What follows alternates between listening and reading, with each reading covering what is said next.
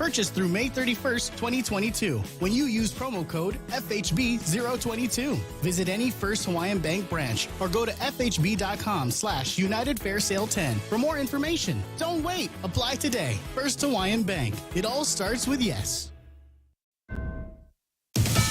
Police in Tulsa, Oklahoma say the gunman who opened fire at a medical center yesterday, killing 4 people before killing himself, had been complaining of pain from recent back surgery and was targeting the surgeon who was among the dead. We train rigorously over and over and over again for not if, but when, because we have seen the violence that has taken place throughout the United States. Tulsa Police Chief Wendell Franklin commending the swift response of multiple agencies. The shooter, now identified as Michael Lewis, had 2 guns, one of them an AR-15 style rifle purchased only a few hours before the shooting. Gas prices hitting another record high nationwide, $4.71 in AAA's newest average for regular unleaded. OPEC is making a move that could help eventually, but not right away. They are accelerating a change that was due in September to boost oil supply around the world. A young tennis player is on a roll at the French Open, where she could become the first American champion since Serena Williams in 2015. 18-year-old American Corey Coco Gauff, who had never advanced past the quarterfinals at any Grand Slam event, won her debut in the semifinals of the French Open Thursday. Gauff will compete for her first Grand Slam title after she defeated Martina Trevisan of Italy in straight sets 6-3, 6-1. Coco Gauff, who won her first WTA event at age 15, will face the #1 ranked player in the world, Iga Świątek of Poland, in the finals. Świątek advanced to the final with a straight sets win, her 34th straight match victory, to match Serena Williams for the longest streak in women's tennis in 9 years. The final between Coco Gauff and Iga Świątek will be Saturday. Jared Max, Fox News. Wall Street rallies, the Dow up 435 points at the close. Elisa Brady, this is Fox News.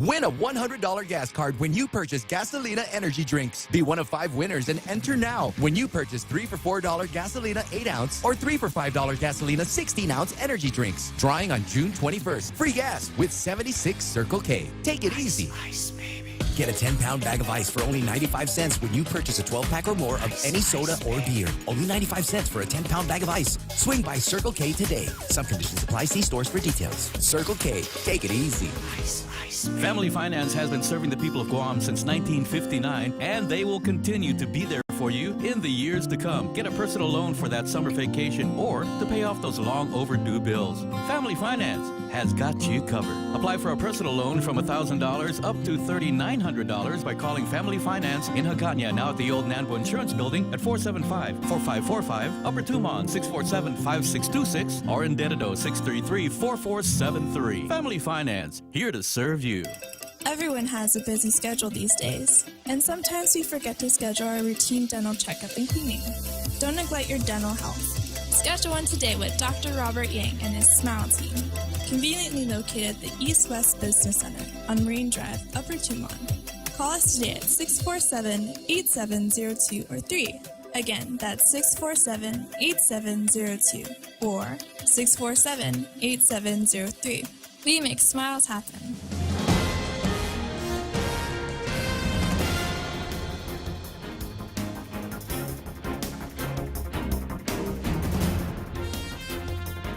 Off a day at 6:06. I'm Mana Silva Tyron with a look at your local news on The Point.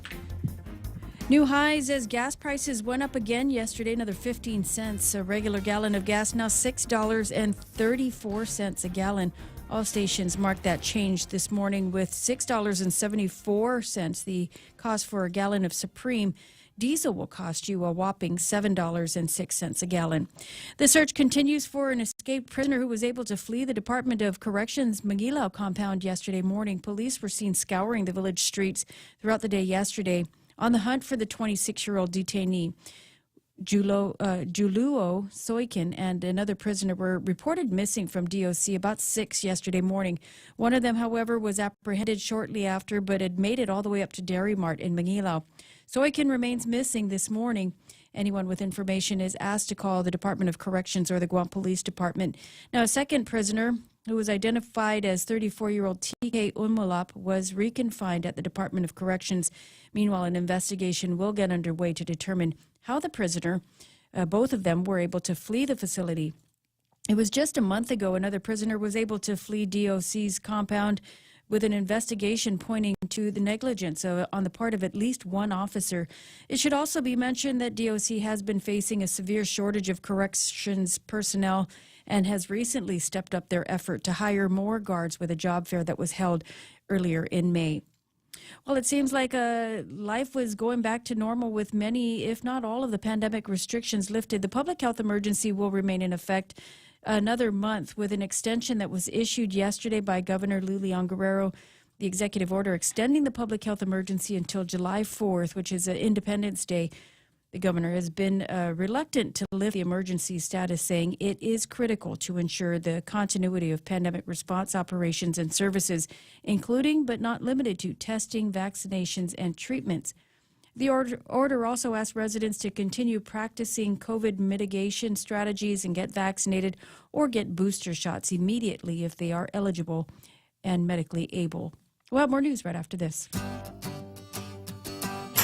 Gas is expensive, so let the bank come to you. Through our remote deposit capture, you can deposit your checks into your account from your phone. And with our Dynamite Bank Pacific Visa debit card, you can use your money anytime, anywhere. It's the perfect combo. Now we're banking on the future. Services that you want to choose. Bank Pacific, where others put branches, we place roots. Equal housing lender. Member FDIC. Crank it up. If you had your mindset on hanging out at Paseo, you might want to note that it will be closed in the evening hours. The Department of Parks and Recreation confirming it will be closing a portion of that parking lot on weekend nights. In particular, it's the east side of the parking lot over by the basketball courts. The closure is the result of that ruckus that took place at the Paseo last weekend. It involved machetes and gunshots that were fired. DPR will be closing the Paseo beginning from 6 p.m. to 6 a.m. until further notice. Use of the parking lot during the weekend days will be restricted to permitted events only. And the governor is expected to be back to her desk in enough time to take action on those bills that were sent her way from session this week. One of the bills would strengthen Guam's laws that deal with sexual assault, while another would allow for the land lease for the new power plant. Bill 301 would approve the lease agreements for the 198-megawatt Ukudu power plant project. The legislation needed to get the funding released for the construction. There were a total of 4 bills that were passed in session yesterday. And those are your top stories here on The Point. Here's Ray with your weather. 10 after 6 o'clock in the morning. And I want to make sure everybody realizes, no matter what comes out of Joe Cruz's mouth, some of it may or may not be true this morning. What? Now, the guy walks into the studio just before we're going on. He says, it happened. McNinch was right. They got back together. and it's just the way he says things. You know what? There might have been like a ring of truth to what you said here. I'm kind of hoping it now for some reason. I hated it at first, but now I'm like, man, I'm hurting a little bit. Embracing that situation. Yeah, I don't know why. I feel lonely. What are people going to do with your lives now that drama's not on television and the internet every day? It's 6:11 in the morning. Here it comes, the weather for Friday. It's no frowny face Friday. Scattered showers and thunderstorms might be in the forecast. We got mostly cloudy skies. Let me get this up on the screen here because it's vital that we get an idea of what the context is that we're talking about. Sorry, I'm trying not to burp on my coffee. Mostly cloudy. Actually, you know what it is? My Ornamen C. I had some of that earlier this morning, and then I had some cappuccino, Mr. Brown, and now I've got the coffee thing going on. I got all kinds of wiry stuff going on. Mostly cloudy in the forecast with highs near 87 degrees, east wind 6 to 10 miles an hour. Heat index will make it feel like it's 98 degrees. Now, if you take a look at the weather map, you can see where Guam is, and off to the east of us, we got a little bit of snot coming in here, and I want it. Move faster. Hey, get over my house right now and just stay over my house and be very, very cloudy in that area, and maybe like an hour, a good solid hour of rain to cool the concrete down. I mean, I had the air conditioner off, and I woke up this morning and I put my hands on the wall, and I could feel the heat emanate, and it was an inside wall. It wasn't like a wall that was attached to the outside. The inside walls of my house are radiating heat back into the house. Absolutely. What's the point of turning on the air conditioner? It ain't going to work. Anyway, Sorry, I digress. Scattered showers and thunderstorms in the forecast for tonight. Mostly cloudy skies. Lows around 78 degrees. East-southeast winds blowing 5 to 7 miles an hour. That's another thing worth complaining about here. What happened to the breezes? All of a sudden, we're getting the hottest days of the summer, and you just got this little still wind that's going to kind of blowing things around. And it's just hot air. You know? I'll be all right. I'll be okay. I just need to get that out of my system right now because I'm looking at Tattoo Shauna's power bill from last month, $500 some odd. Oh my God! Scattered showers and thunderstorms in the forecast for Saturday, but they are calling for partly sunny skies if they manage to move off. Mostly cloudy Saturday night and mostly sunny again on Sunday. But that's okay because it's Sunday and I'm not going to be in the house anyway. I think I'm going to be in fact, I know I'm going to be at a beach location after we're done with one of those fancy brunches. Can you say mimosa? Can you say, no, just leave the bottle here. I'll take care of it. Sunrise this morning was at 5:53. Sunset tonight is going to be at 6:45. There it is, news and weather together right here on The Point. Come try Guam's original Chamorro restaurant with Pica's Best 5 years running. Mezcla Chamorro Fusion Bistro. Experience Chef Peter's candied salmon over scallion coconut rice, octopus to naktak, Chamorro platter, and their award-winning gourmet hamburgers. Or if you're looking for something healthy, try their keto-friendly menu. Come and enjoy Mezcla's half-a-day service at their Hagåtña and Grand Plaza Tumon location. Call their Hagåtña location at 479-2652 for reservations. My family and I trust the FHP Health Center because of our connection with the healthcare providers. The services are mostly under one roof, enabling a one-stop for all of my family's medical, urgent care, imaging, dental, vision, laboratory, and pharmacy needs. My family and I trust FHP Health Center. You can too. FHP accepts most insurance plans, TRICARE, Medicare, Medicaid, and self-pay patients. For an appointment, call 671-646-5825, press 1, or takecareasia.com. FHP Health Center, our island, your clinic. Portions of the program brought to you by APL American President Lines, a global presence with a local home. Also being brought to you by the team over at Ron and Kim over at Security Title. Buy and selling a house, no problem. They can take a look at the title on all sides and make sure that everything is going to be groovy. It should go without a hitch. That's what they do at Security Title. The Ray Gibson Show. Morning talk that matters. Call now, 888-TALK. That's 888-8255.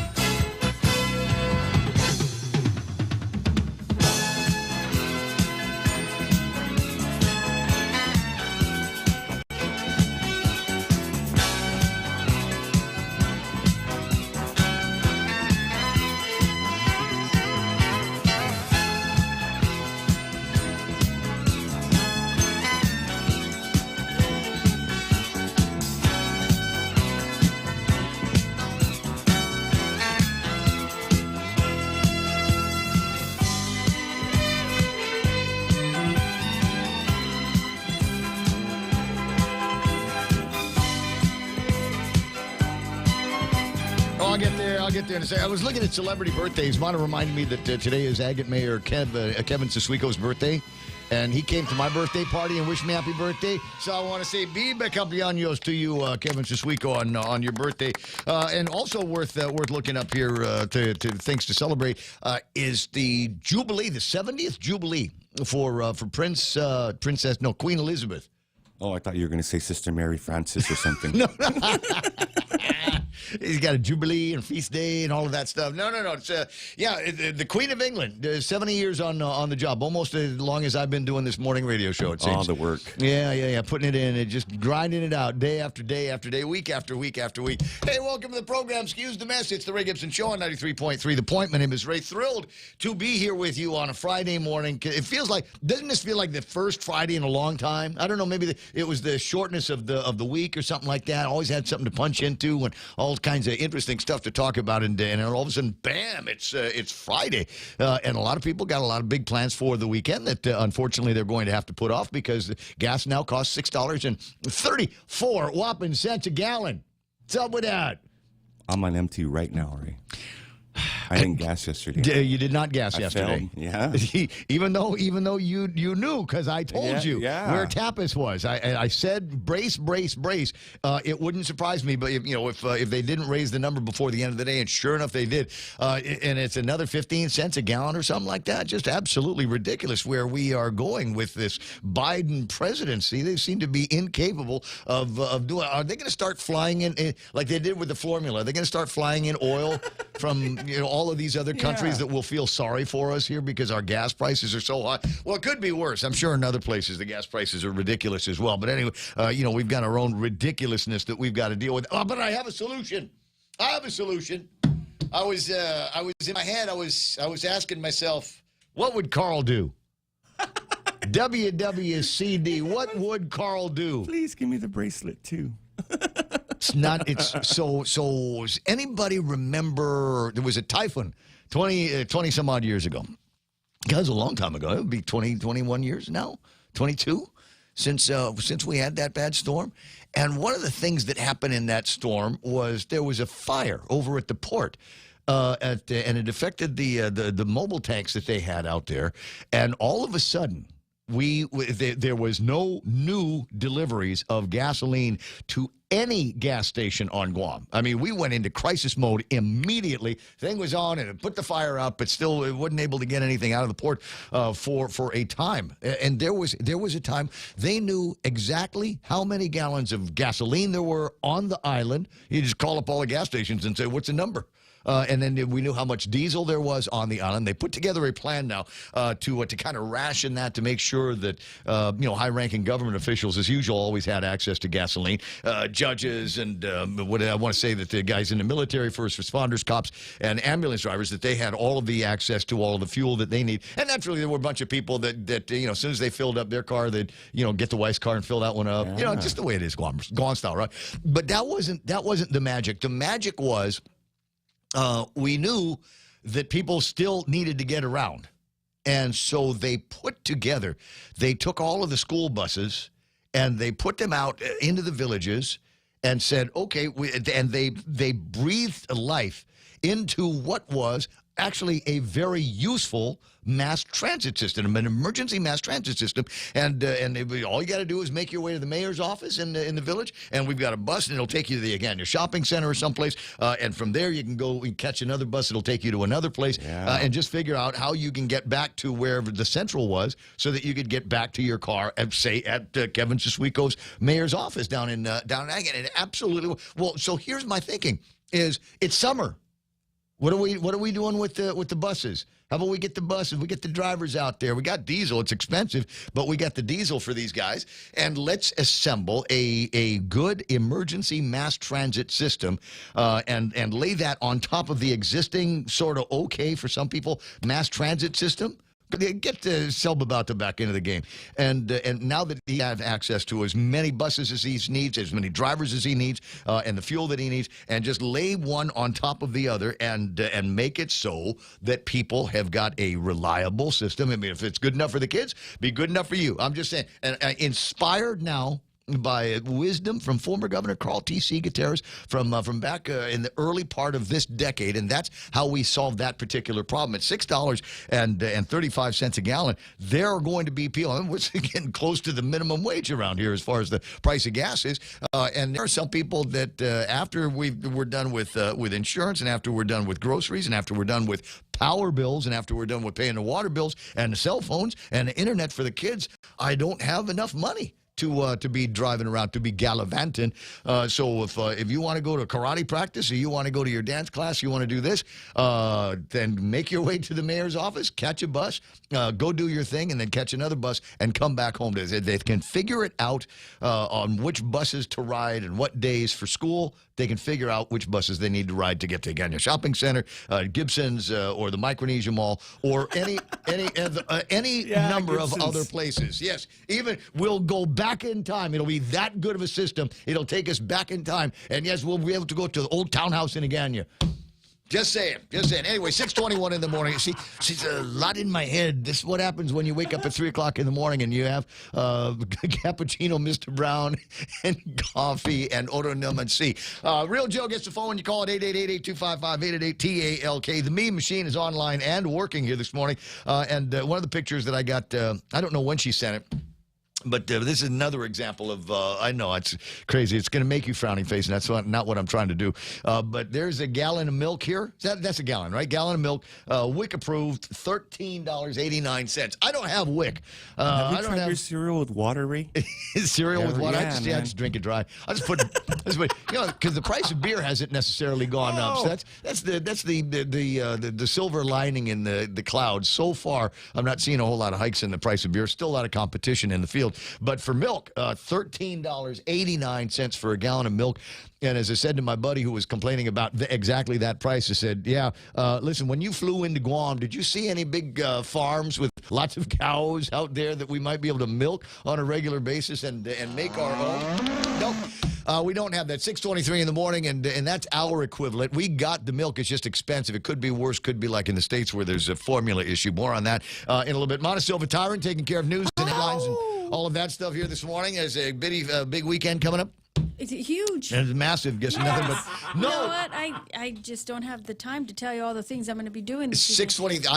I have an idea of some of the things that you're going to be doing. I got a feeling Montecillo Tyrant is going to spend the weekend putting together what she thinks might be the high points, low points, and important issues for Governor Lulian Guerrero to bring up in the upcoming State of the Island address. It's coming. It's this next week. That's right. The 7th. The 7th is going to be, I think, what is that, Tuesday? From over at the legislature. She's going to go down there and talk about how much everything has gotten better in the 4 years that she's... check my mailbox to see if I was invited. Former senator, right? Yeah. Wait a minute, because you weren't invited to one of the last ones. Well, no, the last couple of ones, they didn't have guests in attendance. Oh, okay. But now that we can, now that you don't have to so. wear a mask, and the place can be once again set up for those kinds of things, so that your leaders from upon high can tell you all the things that they have done to make your life better. $13.89 for a barrel of for some milk, and then the idea that we can't have anything nice around here because if somebody gets in a fight over at the Paseo, then we have to close the Paseo on weeknights. Then for some reason that's just rubbing me the wrong way. That's what I'm a taxpayer. It's like the military, though. I'm a taxpayer here. What do you mean I can't have access to something that I'm paying taxes on? The Department of Revenue and Taxation doesn't belong to anybody. It belongs to all of us, all of the people of Guam here. It's not the only public park to close at night. They close the Ipao Beach. Yeah, but it's all the idea behind the Paseo is 24 hours a day, 7 days a week, access to people that want to do their exercises and things like that. For some people, they don't want to exercise. I think you can exercise there. You just can't can't park the car. there. Yeah, you have to find another parking place. Yeah, I don't know. My version of exercise is generally involves sitting in the back of the pickup truck drinking beer, and I think that's one of the things they're trying to avoid. It sounds like it's only the parking lot on the east side. It didn't sound like it was the whole area. I don't know. We'll see. We'll see what happens when they start messing around with in that big parking spot. Well, then you get the park rangers and tell everybody don't congregate here. You're basically loitering. This is not a car show. Go home. Go someplace else. But I tell leave you, here. when We send the that police activity, department. I know that wasn't the ideal activity, but when people are in the area, it's less likely that people will be breaking into the Chamorro Village. I suppose there's that. I don't know. Anyway, 6:25 in the morning. There's Mona. She's going to take care of all that. Incidentally, while we're talking about the governor's State of the Island address, I don't know. I think maybe we ought to fulfill the promise here. Kenley and Guerrero and I,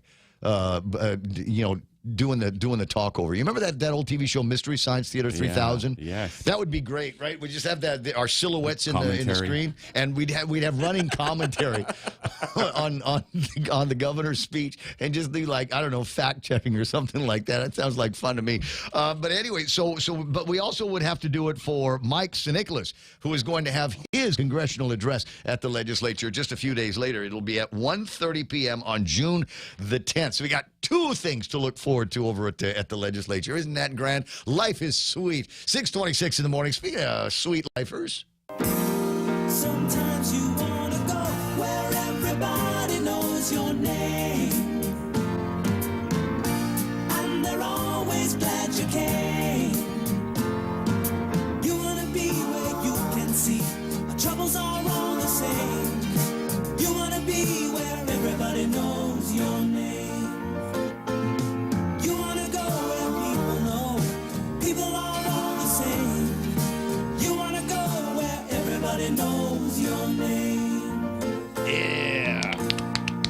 Like at the Mata, everybody knows everybody here, right? Starting at number one viewer here this morning is Auntie Bennett Lohan Duenas from Family Finance, and she says she's just saying good. There's not. They just kind of dropped off the morning part there, but I think I know the coffee. what you're trying to get to. My bro Dennis Benzer online. Dennis Larson, the B-man, is there up early on. Happy anniversary, baby. Yeah, an anniversary last night, and you're already awake here. JB St. Nicholas online. Peter J. Santos and Bitness. There's Pretty Sarita Garin saying fry yay. Absolutely, bro. Rene Lau online. So is Mark and Francis Ishmael. Let me see. Patty Santiago saying with her good morning wishes. Valerie S.A. Untalon. Colin Clark saying Ava Brown. It's always nice to see you. Post Canteen with a reminder. Sound effects, huh? With a reminder that today is Friday, and Friday at 7 o'clock at the VFW Post up in Gigo, they have the Queen of Hearts jackpot. $2,900. Almost $3,000. Hey, look, you never know. It could be 3,000 because you can start buying tickets for it today. I mean, you could go in there and just try to lay in here. Give me 100 tickets, and then that would take it bang right up to $3,000. See, I'm good at math. I can take over BBMR for Les Carlson if he ever goes on vacation. Dennis Larson, Freaky Friday, absolutely. Dale Laudette, good morning to Tim Zediker. Gemma Bustamante is online. Let me see. I got Joe Cruz, who is sending his undying love and affection to Amber. Amber, I miss you, he says. There's Jane Nauta. Chris Watson online. Ton Dukduk from the upper left-hand corner says, "Hoi, morning to everybody on the point. Everybody enjoy your day and have lots of fun this weekend." Jerome McDonald off to Perlita Delamar Garcia. And Dennis Benzer talking about the kid that bought that gun, purchased the gun. How many hours before the shooting? How? I had to go through 2 weeks of checks, even with a TS clearance. Colin Clark, Nick Pulaski looking for something to growl about. Gigo Jarhead Brennan Fausto says, "Let's go. We'll be there." Yabit Camacho and Kina McCausland. Good morning to Sandra Ray, just saying good morning to everybody. Pam Duvall, MT Farron, Greg Fausto is there, Marla Carbazidu, and Mark, let me see, Therese Uggan. Buenos Zenhavade to Juanita Machi, and Lonnie Solis is there. Joanne Taitino, the amazing Ken Brown, who's been watching what's going on with Tapas out in the States. I've got a new number for you. And the good news is West Texas and Tapas are rolling back. And the reason has something to do with OPEC. They touched on it in Fox News. I'll get you another version of the story before too much longer. I see Simon Sanchez from the Consolidated Commission on Utilities is already in the program. Colin Clark, $6.34. Thank you, Biden. Let's go, Brandon. Absolutely. Sarah Lake is there sending her Magandang Umaga wishes. Valerie is Jose Tetpahago. Why is Paseo Park closed after those involved turned themselves in and Team Machete was caught, then let loose? So if the escapee is still loose, close the prison down? See, that's kind of the thing. What's the point of shutting it down now? It already happened. The thing happened. We had the guys out there doing the melee. We know that there is going to be some degree of congregation, and if that's the case, then let's send over either the park rangers or the policeman or VSOs from down in Tumon. I mean, we got all kinds of enforcement capabilities. All you got to do is just get down there and say, you guys can't hang out here. Go. Do you have homes? You have homes, right? Go to your homes and spend some time over there. It's not a car show that we're doing. It's not, the Olympics or something like that. You guys, you have to go. Bye-bye. Machete Olympics. That's the problem. Jonathan Ramos says, "My Alexa doesn't understand. Alexa, stream The Point. Anybody know what I have to do to make it work? Do I need to install something? I only bought it for that purpose."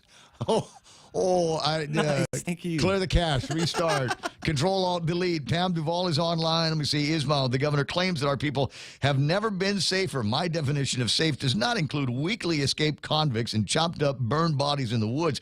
Maybe she needs to go back to first grade to learn the meaning of safe. Jennifer Poschnitger online saying happy birthday to my dear friend Eileen Artero. Jennifer, you need to send pictures. Mitchell Prasado, my cousin Mitchell Prasado online. Melinda St. Nicholas McMullen. Jules Tejano. Scott Armstrong is there. Luke S.N. Angel. Eunice Mendiola. I got Joe Dizon checking into the program. Who else is there? Bernard Balahaja. Rudy Rodolfo, the original Burger King. Oh, Your Highness, good morning. Good to have you online. Nice that you've checked in. Army Lynn is checking in. Looking to see if I've got some new names to read. They're at it again. They're back involved in their own little conversations. This is sweet. Ariola Sill, Jay Nauta, Ray Calvo, Mike Grace Bloss, M.T. Farron, Charles Craw. No, she'll just bully all her first grade classmates and teachers like she bullied the island since COVID started. You guys are over the sickness at the debate thing. We're all done with that now? Yeah. Oh, just take care of yourself. Go and get plenty of bed rest. You're over that now. Mike Grace Bloss said stand Extended and it until bang. Independence Day? What are you trying to be symbolic or something like that? What is that? Ben Martinez, Rena Lou, Delis Regis co-watching. There's Anna Marie and Bill Fritton. Perlita Delamar Garcia. Janine Bloss is there. Did you see the story? Good morning, Janine. Another bikini shot from over at the beach. It's summer, Ray. And an incredible sunset picture that she sent only to me last night. Wow. Yeah. Your eyes only. Good morning, Janine. Nice to see you there. Steve Applegate is online. Colin Clark, Backyard Thinking Night. It's gym time, baby. Get you some. You don't need to gym time. You know, all you need is some weights. You go to Goody or Hornet or Champion Sporting Goods and go get yourself some weights. And all of the good exercises are on Instagram. There's all these guys that and a bunch. What's crazy? A bunch of Asian guys that what. Hey, come and buy my weights. Right? Come and buy all my weights. But no, there's a bunch of Asian guys that I follow because I think they've got some pretty good not bodybuilding but strength training plans, and they're interesting to watch. They're also the reason why I shave my chest is I want to be completely bare chested and hair free on the body like some of these Asian guys that I'm following on Instagram. My daughter's going, oh, you follow Asian guys as well as girls. Absolutely. It's 6:34 in the morning. So much to talk about here today. You're crazy about my idea, aren't you? Using the school buses as a mass transit device? Right. Tell you what. Seat's ours. Yes. All the bad boys in the back seat. In the back. Yeah. Did you just know that these 6 kids that were busted for this deal over at Paseo, don't you just know they were back of the bus kind of kids? Yeah. If they went to school at all? I'm just saying. But I'm pleased. I'm unhappy. I'll start with that. I'm unhappy that 5 of the 6 of them have already been released one way or the other. Right? They got jobs, Ray. Lives. They got things to do. The only one I think they kept, I think of all of them, is the most dangerous one, and that would be Machete Man. I think the Narson is his name, right? So they were Sparky. Because he makes the machete spark. You know, there's value in that skill. There's value in this. I don't understand what's wrong with these people. They're getting out there making trouble. You could be a part of like the first Chuki's dance show that we've got here on Guam. I shouldn't profile it. I don't know that he's from Chuk, but I'm just saying it could be the first. You know, they've got the singing group. They got the kids from Truck. Right, and now we can have this guy with his machete banging, and you know we could do like a flame actor, something like that. We'll work on it. We'll put Carl on that and see if we can get something going today. 6:35 in the morning. As I said, lots to talk about. But if you need a primer on what the big stories are, we'll start with headlines and news with Mana Silvatara and Avamana. What happened?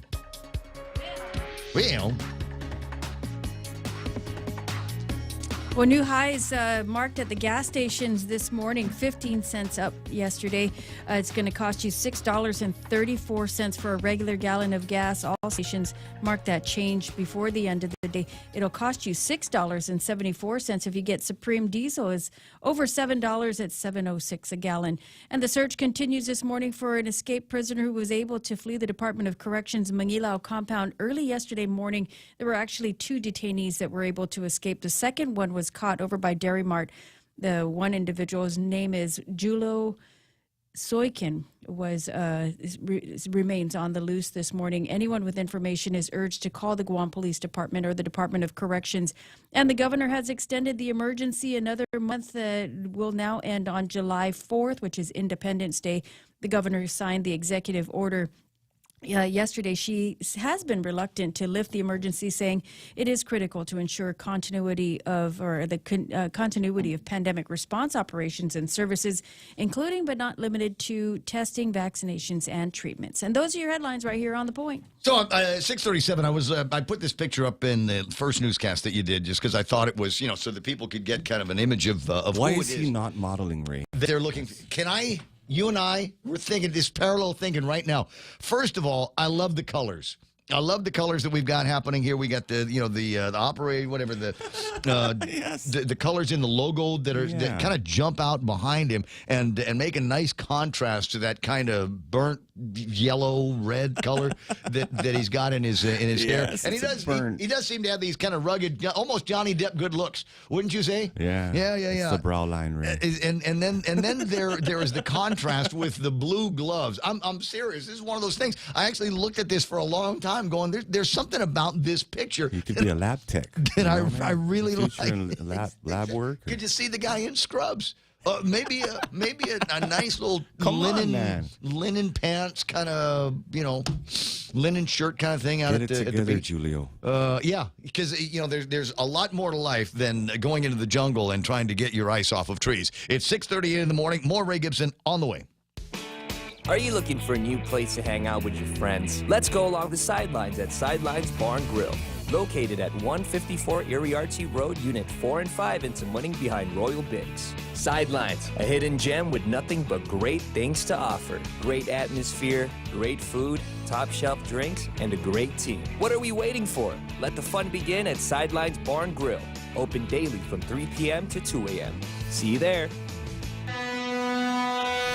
Hafaday, this is Josh here at APL. Our expertise and extensive network can help you grow your business and reach out to more global markets. As a responsible carrier, APL is also committed to a sustainable future, whether it's protecting the environment or investing our efforts in giving back to the community. Our dedicated teams in Guam, Saipan, and on U.S. mainland are here to support you. Call 588-4651 or visit www.apo.com. Is your business ready for digital transformation? The latest Wi-Fi technology is here, and it's Docomo Pacific's WorkPass, powered by Plume. WorkPass unlocks connectivity, productivity, and security tools all in the palm of your hand. Access features like adaptive Wi-Fi, guest and employee networks, evolving AI security, plus so much more. To learn more about WorkPass, visit business.docomopacific.com. Docomo Pacific Business. Work better together. Like a white polo shirt, with the collar up. I can't let this go. But I was thinking, I was also thinking that maybe we need to go something with something that I don't know. You could kind of has a cultural identity behind it. Maybe that's all some people need to get to the into the straight and narrow is a little bit of a cultural identity, and if you will. And I'm thinking that look, that face on this outfit, the man needs a dashiki. Yes. The man should be wearing a dashiki. Do you have one of those, Ray? We all should have. Really do? We all should have dashikis. I don't, you get. We could put him in a dashiki like this fellow over here. How about this guy? No. Yeah, dashiki for white guys. Come on, everybody knows that. Everybody knows somebody whose life can be made better, and it doesn't look like they're expensive. It's under 50 euros, which is what, $75, $80 in America. Yes. I'll just leave you with that thought there. 20 away from 7 o'clock in the morning. Let me jump into some traffic and find out what's happening on the roadways. Nothing major. A little bit of a slowdown up in the Jigo area heading to Anderson Air Force Base. And then southbound traffic is running very, very clear all the way to the intersection of 1 and 3, 1 and 16. Looking very, very good right now. Don't see a whole lot on 16 until you get a little bit more towards the post office area. A little bit of a slowdown there. 8, 10, and 16. The tri-intersection running clear. 8 is clear. 4 is clear into town. And so is southbound Marine Corps Drive from all the way in Agana down to Big Navy in Sumai. So if you want to drive without getting stopped up a whole lot of different places, I think right now would be the appropriate time to get in the car. 641 on the point. Start your day with BK's new Cheesy Breakfast Melts. Our Cheesy Breakfast Melts feature your choice of sausage, bacon, or ham, layered with fluffy folded eggs, 2 slices of American cheese on toasted round bread. Make it a meal with hash browns and a brewed coffee or OJ. Get your hands on the new Cheesy Breakfast Melts, now available during breakfast hours, 6:30 a.m. to 10:30 a.m. every day for a limited time only. BK Tumon Bay, Agana, and the airport. BK, your way. The 2022 GSPN Boys Volleyball All-Star Game presented by the Guam Army National Guard goes down Sunday, June 12th at the FD Phoenix Center. The best high school players from both the public and private schools will put their talents on display, coached by the champion coaches.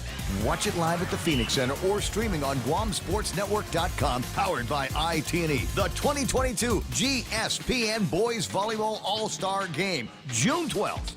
See, and we got to do that because the leagues are all split up right now, but you get these kids, and they're really good, and we deserve, as parents, uncles, aunts, and folks that just want to see some great volleyball, we deserve to see them take each other on in these activities. So good job with the guys over at GSPN for putting this together, and all of the great celebrity coaches, celebrity volleyball coaches that we've got for having the comments, and not to be able to steer these young men and into a place where we can watch them actually perform. And still many of them at the top of their town. You know, still like good right now. Who? Rafi Nadal. Of course. Rafa Nadal. It's his birthday Happy today. birthday, man. 36 years old, and for his birthday they let him win the French Open.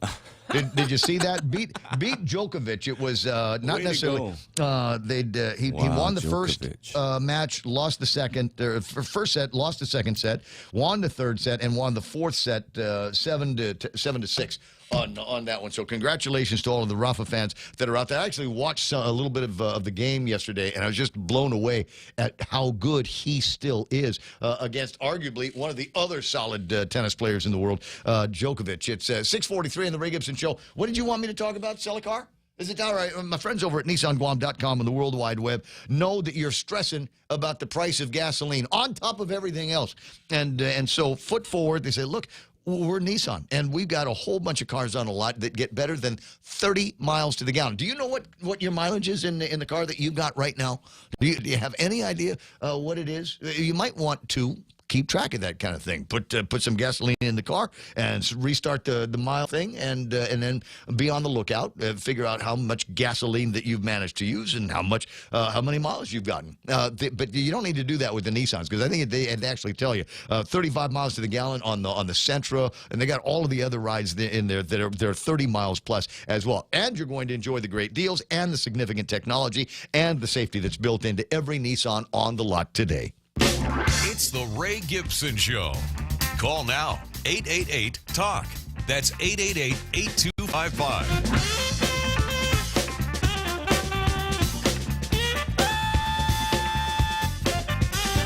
YouTube Live online this morning. Who's your Big Daddy 06? Checking in number one there. Peter Tureen.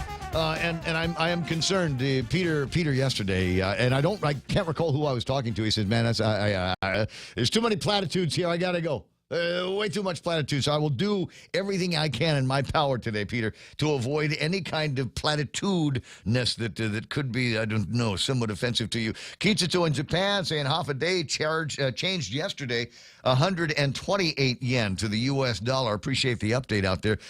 Don't have a James Howard sighting on the YouTube side just yet. Slacker. Could be. Maybe is he like you, depressed about the idea that the Depp Heard thing is all said and done? Yeah, he's curled up in a fetal position right 6:45 in the morning, Ray Gibson Show until it's not anymore. Bob Camacho, Director of the Department of Corrections, on the line here this morning. Just looking for an update that we've seen in the headlines yesterday. Two guys managed to escape the Department of Corrections. One of them has been found. Is that correct? That is correct. And so we're working on the other individual right now, and we've been actually on emergency ops since yesterday. So we have GPD working with us. We have our SORT team and also some other law enforcement officers assisting with us on this operation. Juluo Soykan is the name that I've got attached to the guy that is on the lam at large, as they say, right now. We've been putting his picture up on the screen. Number one, because he's such a handsome guy. Number two, we want people to be on the lookout for this guy and know who he is. Now, I'm told there is a warning that comes along with this. You're asking people, do not approach him directly. If you see him, then please call the police. Yes, we ask that all safety precautions be adhered to, because we don't know at this point of what contacts you have made, or we're dealing with a criminal, of course. Mm-hmm. And so, we want to take every extra precaution. What we do know, of course, is that we're relying also on the public's assistance in, giving us any information. Anything will be helpful. If you know him.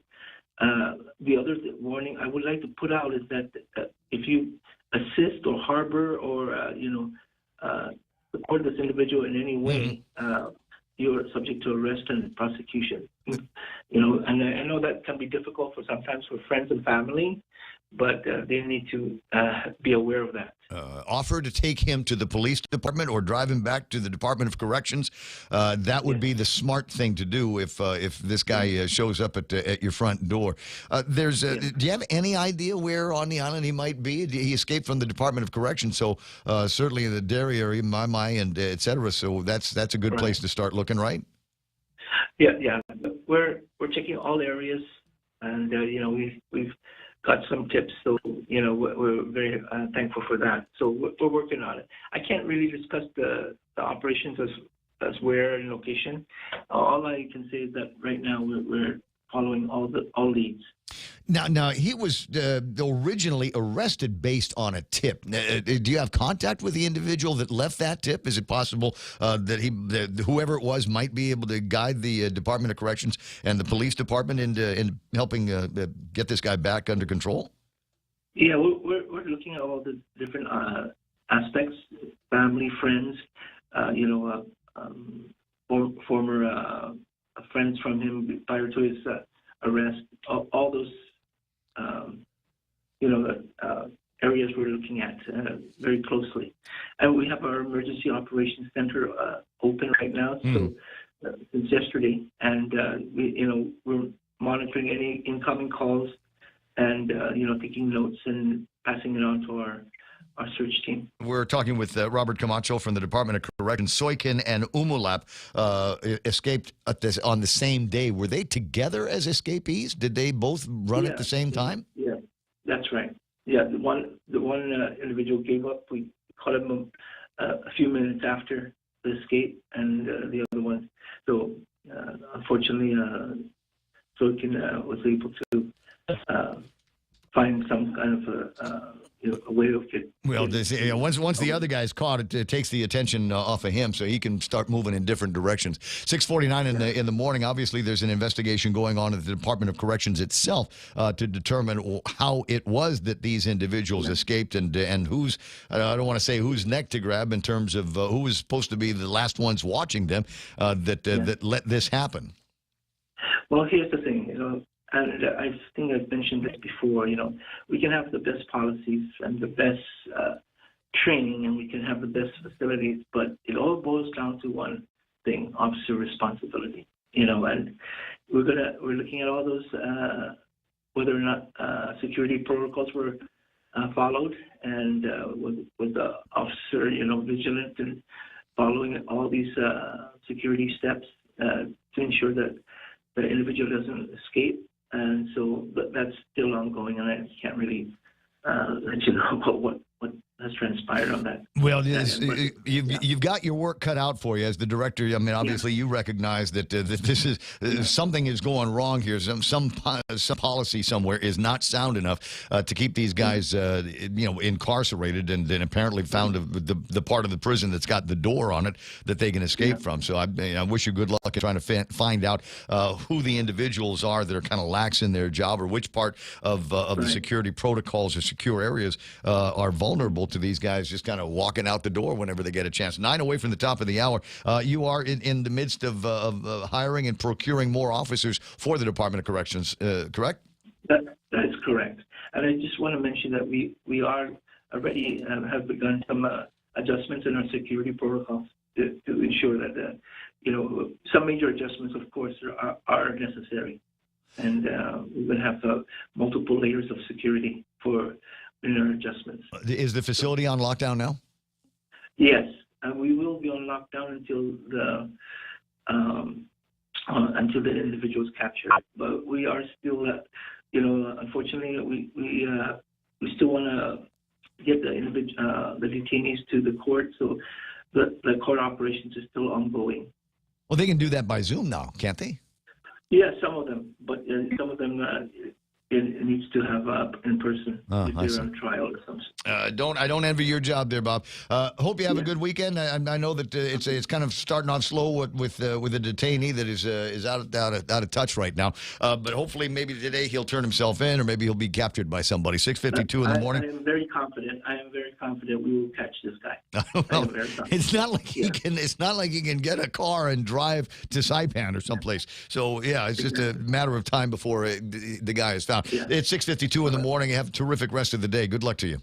Yes, all right. All right, Robert Camacho from the Department of Corrections. One of our big stories here today is, we got a guy at large, and if you see him, call the police. Don't try to apprehend him yourself. And if the guy knocks on the door, maybe you know him, offer to drive him back to the Department of Corrections, and then you won't get in trouble either. 6:53 on the Ray Gibson Show. Lots and lots, as I said, on the table of contents to go through. $6.34, and diesel breaches $7 a gallon. That is the story that screams from the top of today's Guam Daily Post. The price of gas is going up. You and I watch Tapas Crude every single day, so I know that you're not surprised by all of this, but maybe disappointed and hoping.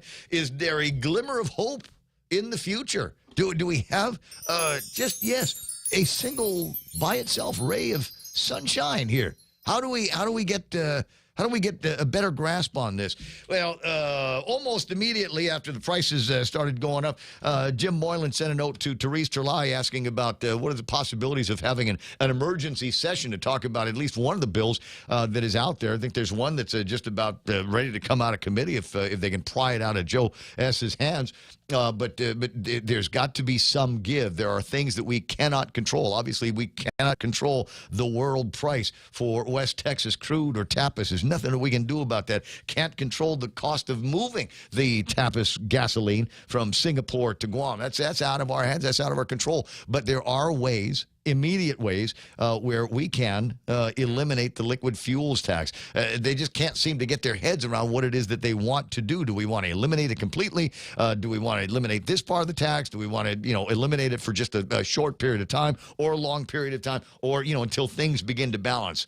I don't know when that's going to happen. As long as Putin's in Ukraine and Biden's in the White House, I don't think there's going to be any changes in what's happening with oil. Now, there is a possibility that we might see a little bit of relief from, of all people, OPEC. And these guys, you think about it, there's, it's not like they're running for office or something like that, but there is a story here where they say they will boost oil productions as energy prices soar. This story from the Associated Press: the OPEC oil cartel and allied producing countries, including Russia, will raise production by 648,000 barrels a day in July and August, offering modest relief for a global economy suffering from soaring energy prices. The cost of oil, which began to rise sharply to start the new year, spiked after Russia's February 24th invasion of Ukraine. U.S. crude prices are now up 54% since the beginning of the year, and international crude prices are up almost 40%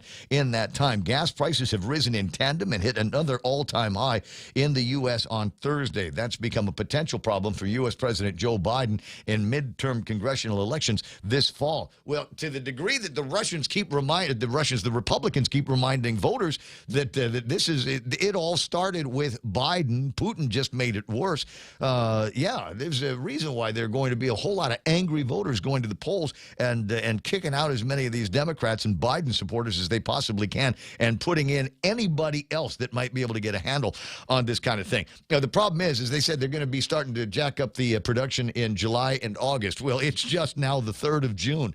So I think we're in it for the long haul. The good news is, though, on that news, the prices began to come down. I don't have a new number for Tapas, but I was looking at West Texas crude oil at 117.47. There it is, making me a liar. It was lower than that. The last time I looked at it last night before I went to bed, it was much lower than that. But now $117. It's actually up $2.21. So that whatever little bit of a dip that we have didn't last very long. I'll take a look at the tapas prices in just a couple of minutes. $6.56 in change in the morning. So you got that, and as I said, that little glimmer of hope. And we've got the story that Mona did in there talking about the extension of the public health emergency. What? It's like everybody fighting to get back to normal, right? It just, look, it's summertime and the kids, and we're going to go to the beach, and we're going to go and have brunches, and we're going to go and just do all kinds. We're going to have the governor's State of the Island address back in the legislature again, and Mike St. Nicholas, and the congressional address back in there, and all of the themes in the periphery that seem like we're moving in the direction towards normalcy, but no, we still got to hold on to this public health emergency. There's so many different things that you can get away with while the public health emergency is at play, using vaccinations and testing and things like that as a reason to continue to have the public health emergency until, and as I said, is it symbolic? Until the 4th of July, until Independence Day. Somebody rewrite me the Bill Pullman speech from the movie Independence Day, and instead of aliens, we'll talk about vaccines and the Wuhan virus. But we got to be careful. Remember, they made a sequel to that, and the deal is the sequel now to the pandemic, the Wuhan, is the monkeypox. There is now a story in one of the newspapers today, and I looked at it and it said, "Oh my God, this is such a non-story. This is nothing burger," as Hillary Clinton used to say. But they're trying to make a big deal about up to 550 cases of monkeypox. That's why James Howard didn't show up this morning. In the world. There's 550 confirmed cases of monkeypox in the whole world, ladies and gentlemen. But we cannot take our eyes off of things. Remember, out of an abundance of caution, and as they're fond of saying, if we save but one life, then it will have all been worth it. I don't know about that. 888-825-5888-TALK. We'll growl about the closing of the Paseo on the weekends here down the road. And John Fernandez, who we've kind of hardly eulogized 2 or 3 times on this program, and congratulate him on his tenure for 10 years worth of tenure at the Department of Education. This is something that has never, ever happened before for any superintendent that I'm aware of. But now the replacement, looks like there are issues with the replacement and disagreements now in the Ed Board on how to get that done. We'll see if we can get 1 or 2 of the players together to talk about what steps that they need to take and whether they want to put together the regular board or a baby board or a select committee. I don't know. But they're starting to fight about that over at the Department of Education's Ed Board. And it's one of those things where, is this going to make it so that we will go much longer without a new superintendent? Watch and find out. It's 7 in the morning already? Must be time for Fox News on The Point.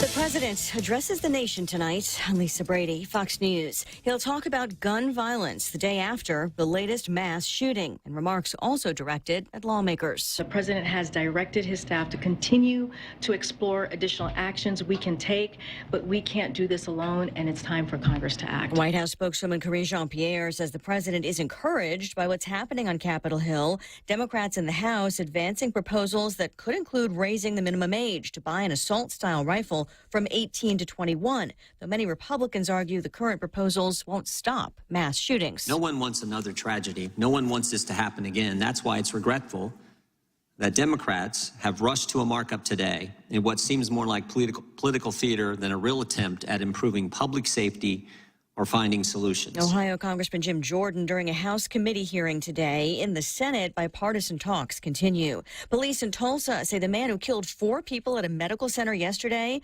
bought an AR-15 style rifle just a few hours before the attack, and that his doctor, who was among those killed, was the target over ongoing pain from recent back surgery. Arraignment day in New York for the 18-year-old suspect in the supermarket shooting that left 10 black people dead. Buffalo Mayor Byron Brown. The families of the victims have demanded and are demanding justice. The members of this community are demanding justice. The suspect pleading not guilty to 25 counts, including 10 counts of first-degree murder and a charge never before filed in New York State, domestic terrorism motivated by hate. Britain's Queen Elizabeth just attending the second event of a 4-day celebration marking 70 years on the throne. But the palace says she will skip tomorrow's church service after some discomfort earlier today. America is listening to Fox News. Hey, it's me. I'm calling because I heard this ad on the radio about free training at Guam Community College for people interested in providing childcare. I heard registration, tuition, and all the fees are covered. And when you're done, they pay you for on-the-job training at a daycare. Anyway, it totally made me think of you. So check out Gita online at investguam.com for what you need to apply, and then call me back. This ad is paid for with federal funds administered by DPHSS. $15 might not get you that far, but Chili's is bucking the trend with $15 meal deals. At Chili's, $15 gives you not one, not two, but 3-course meal deals complete with a drink, a starter, and an entree. Mix and match 3-course meals 15 ways to Sunday with soup, salad, or chips and salsa to start, and ranchero chicken tacos, honey chipotle crispers with rice, bacon ranch quesadillas, or personal fajitas for the main course. Build your own $15 meal deal at Chili's. More life and great value happen here. Podcasts. Harvey Weinstein's appeal of his rape conviction is rejected in New York. The trial of Weinstein, a landmark #MeToo moment. Weinstein was looking to get the case thrown out, saying that the trial prejudiced him by allowing women to testify about allegations that weren't part of the criminal case. Weinstein's publicist said he is reviewing his options and will seek to appeal the decision. The 70-year-old was convicted in February of 2020 of a criminal sex act for forcibly performing oral sex on a production assistant in 2006 and raping an aspiring actress in 2013. Michelle Polino, Fox News. The disgraced Hollywood producer is jailed in California, where he's awaiting another trial, accused of assaulting 5 women. Philadelphia appears to have its first case of monkeypox. The probable findings sent to the CDC for verification. Health officials emphasizing it is much less contagious than COVID. Worldwide, an outbreak now includes 30 countries outside of Africa where it's endemic. Teens are expected to have a blockbuster summer for jobs in the U.S. A red-hot summer job market awaits teens in what is forecast to be the best summer job market in 15 years. Researchers at Drexel University's Center for Labor Markets and Policy predict that an average of 33% of teens ages 16 to 19 will be employed each month from June through August, the highest rate since 34% in the summer of 2007. And they'll be getting some good dough for their efforts, with pay between $15 to $16 an hour for entry-level positions. Fox's Hillary Barsky. Still, the level of teen employment is not what it used to be. In August of 1978, 50% of American teens were working. Tomorrow, we get the jobs report for May. Today's precursor from payroll processor ADP was less than most economists expected. 128,000 jobs added to private payrolls. But Wall Street rallied, the Dow up 435. I'm Lisa Brady, Fox News. Is your business ready for digital transformation? The latest Wi-Fi technology is here, and it's Docomo Pacific's WorkPass, powered by Plume. WorkPass unlocks connectivity, productivity, and security tools all in the palm of your hand. Access features like adaptive Wi-Fi, guest and employee networks, evolving AI security, plus so much more. To learn more about WorkPass, visit business.docomopacific.com. Docomo Pacific Business. Work better together. Celebrating the graduating class of 2022, Whopper Wednesday is back. Every Wednesday in June, visit participating Burger King restaurants and say, I love the Whopper. And you'll get a free flame grilled Whopper sandwich with the purchase of any Whopper combo meal. Top off your meal with French fries or onion rings and refreshing Coca-Cola. Tell your family and friends and enjoy your Whopper Wednesday in June. Available at BK Hagåtña, Tumon Bay, Micronesia Mall, and the airport. Congratulations to the class of 2022 from your friends at Burger King. Be your way. Gas is expensive, so let the bank come to you. Through our remote deposit capture, you can deposit your checks into your account from your phone. And with our Dynamite Bank Pacific Visa debit card, you can use your money anytime, anywhere. It's the perfect combo. Now we're banking on the future. Services to choose. Bank Pacific, where others put branches, we place roots. Equal housing lender. Member FDIC. Crank it up.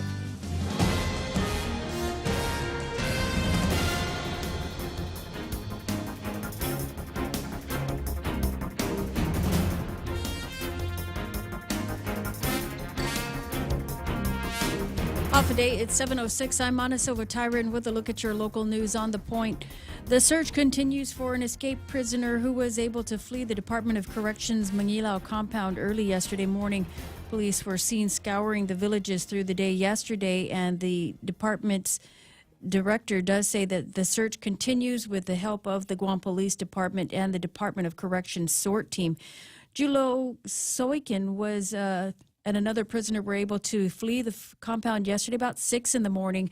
The second detainee was apprehended shortly after over by the Dairy Mart in Mangilao. Soikin remains missing this morning. Anyone with information is asked to call the Guam Police Department or DOC and not approach the individual. Meanwhile, an investigation is underway to determine how the prisoners were able to flee the facility. It was just a month ago that another prisoner was able to flee the compound, and an investigation did point to the negligence on the part of at least one officer. It should also be mentioned that the Department of Corrections has said that it is facing a severe shortage of corrections officers. In fact, it was just last month that they held a job fair looking to hire more prison guards.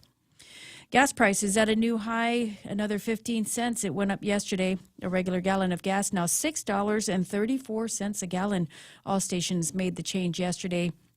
For Supreme fuel, it'll cost $6.74 a gallon. Diesel is now a whopping $7.06 a gallon.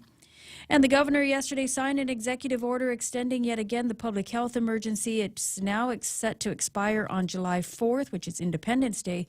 The governor has been reluctant to lift the emergency status, saying that it is critical to ensure the continuity of pandemic response operations and services, including but not limited to testing, vaccinations, and treatment.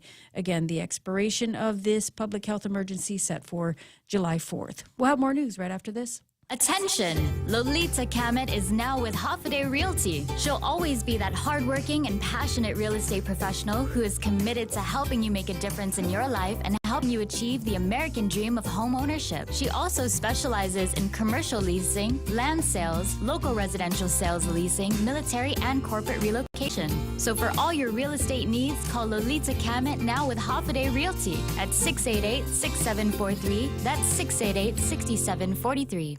The University of Guam is putting out the call for Chamorro and Filipina breast cancer survivors to participate in a study that they're conducting. UOG is putting together a focus group this weekend, and as part of its study with the University of Guam, they hope to come up with strategies for a healthy lifestyle for Chamorro, Native Hawaiian, and Filipino women who live in Guam and Hawaii. Survivors on Guam and Hawaii will be participating in the focus groups. It should last about 90 minutes long. If you're interested in participating, you should contact the University of Guam. Also, the Department of Youth Affairs is holding a summer youth employment program that will get kids age 14 to 17 working through the summer months. You can visit DYA for a job application, or you can go onto their website. You should note that the application deadline is set for June 5th, and that is this Sunday. And senators sent 4 bills to the governor for her action. One of the bills that was passed in session strengthens Guam's laws that deal with sexual assault. Another would allow for the land lease to take place for the new power plant. That's Bill 301. It was added onto the session agenda at the last minute and would approve the lease agreement for the 198-megawatt Ukudu power plant. The legislation was needed to get funding released for the construction of that power plant. And those are your top stories here on The Point. Here's Ray with your weather. Okay, you know how I always like to be right. Yes. Okay, and I was wrong. I was talking about how the OPEC deal, where they're going to boost production in July and August, is a little bit of relief, and West Texas immediately got a shine from that, and they kind of did. But the new number now is $117.47. So it's up from where it was yesterday. Yeah. But in a desperate attempt to still be correct, Tapis crude went down. The price of Tapis crude went down by $2.20, so it's now $125.85. So it's still bloody expensive, but it's not as red bloody as expensive as it was yesterday, and that had to do with the news. Now, if it works like West Texas did, that might last as long as a whole day. So keep your eye on it. $4.66 a gallon for gasoline on base right now. They usually change the prices on Saturdays. Were you able to find anything? No, they didn't put... Sometimes they put a courtesy advisory. Yeah, on just a FYI. Buy your gas today because it's probably going to go up tomorrow. Nothing. No, just the assumption that it will. Trilby Lundberg and everybody in the States talking about, record high gas prices there. Somebody say yesterday that it's $8 out wherever they're at? Was that in California? I've got somewhere in my DMs on my Facebook Messenger. I've got a picture of one of the signs, a gas station sign, and yeah, it's like $8 and a nickel, and you just go, how do people afford that? Especially in the States, nothing is close. No. Nothing at all. Yeah. It's a quarter tank of gas to get from point A to point B, and there are places where you spend a lot of that time stuck in traffic. You think about think about what they're charging for gasoline in Hawaii, and then realize that unless you leave at a very, very early time or a very, very late time, you're probably going to get stuck in daytime traffic on all of the different roads and the routes that they've got there. I don't think I've ever been in Hawaii. Maybe it's time to buy a moped after all. Boy, they're starting to look good, but what happens when it's rainy season? And then carry a bag of extra clothes in a Ziploc bag. I'm not prepared to turn my back on most of the other Guam drivers, if you know what I mean. Yeah. Because everybody out there putting their makeup on, playing with their cell phone, fiddling with the radio, everything except keeping two hands on the wheel and both thighs on the road. And I'm guilty of it too. I'm not going to say I'm a perfect boy, because I know I'm not. And I take my personal liberties out there if I know that there's no Johnny Law. It's 7:13 in the morning. All right, here comes the weather. I am hoping that weather pattern that is to the east of us right now makes its way towards the Marianas and sits right on top of Guam for a while so that we can cool things down just a little bit. Mostly cloudy in the forecast today, highs near 87 degrees. Winds are east 6 to 10 miles an hour. Scattered showers and thunderstorms are in the evening forecast. Mostly cloudy tonight, lows around 78 degrees. Partly sunny tomorrow, but they are suggesting that we might have some scattered showers and thunderstorms, or maybe it's just a tease. I don't know. Mostly sunny in the forecast, lows around 78 degrees and isolated showers. But mostly sunny skies are in the forecast for Sunday. Grill Marks weekend?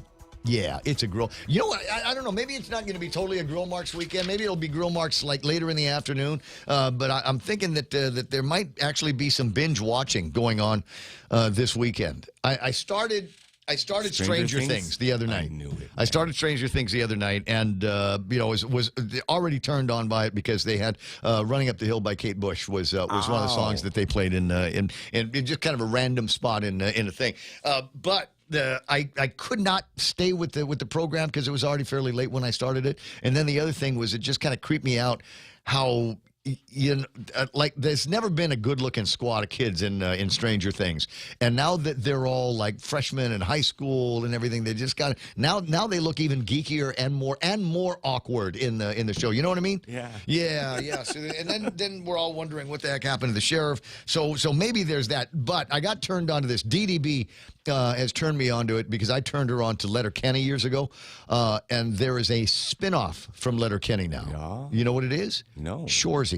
It's one of the hockey players, and he's on a team. And I have not seen any of it, but according to her, the seasons are now online on Hulu. So it might be one of those things. I'll take Stranger Things for as long as I can, and then maybe flip over to the Shorzy on the Hulu side to see what's going on. Sunrise this morning at 5:53. Sunset tonight at 6:45. Can I give you an update on my brilliant idea? Absolutely. To use the school buses over the course of the summer to overlay and to reinforce what's already being done by the Guam Regional Transit Authority. Are you ready? I'm ready. I don't have the entire story, but apparently the concept has been moved to Adelup. Says message accepted with positive reaction. Oh, wow.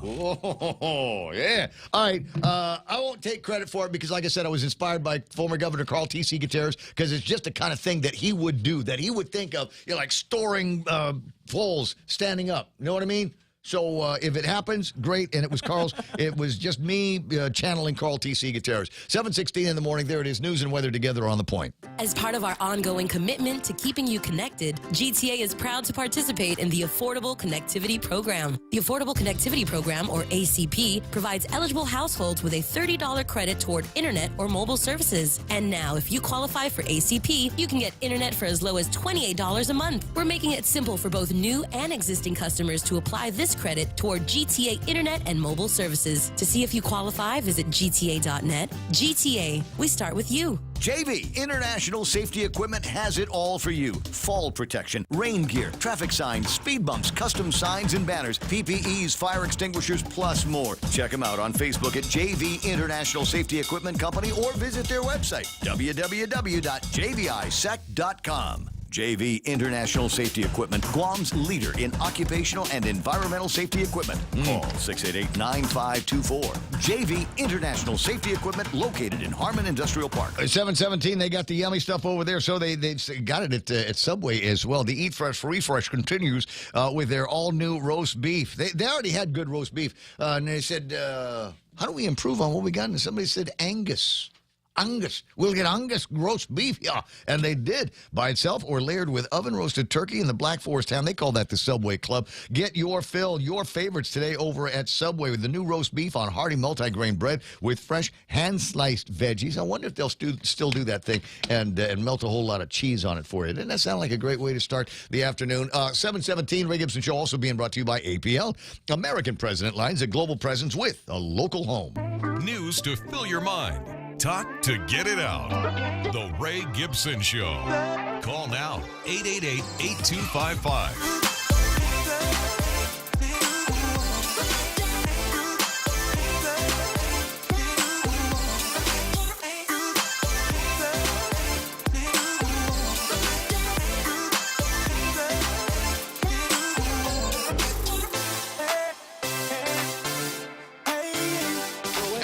All right.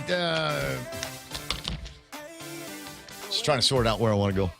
There's so many places. 888-8255, 888-TALK is a telephone number. Coffee is a. Are you caffeinated here this morning? Are you one of those guys? Highly. What's that? Well, you're not a big coffee guy. What do you get a Mr. Brown? I think. Yeah. As part of your ritual and routine here in the morning. Mr. Brown, Blue Mountain. Exactly right. I got the cappuccino here this morning. I got one of those, but I've also got my own regular coffee that I've got in my Infinity Coffee mug here this morning. Yes, this is the backup. The primary black mug is the one that says "Let's Go Brandon" on it. But this one works on a Friday as well. So about 4 cups of coffee. Is that Guam strength? No, Bob Gates strength.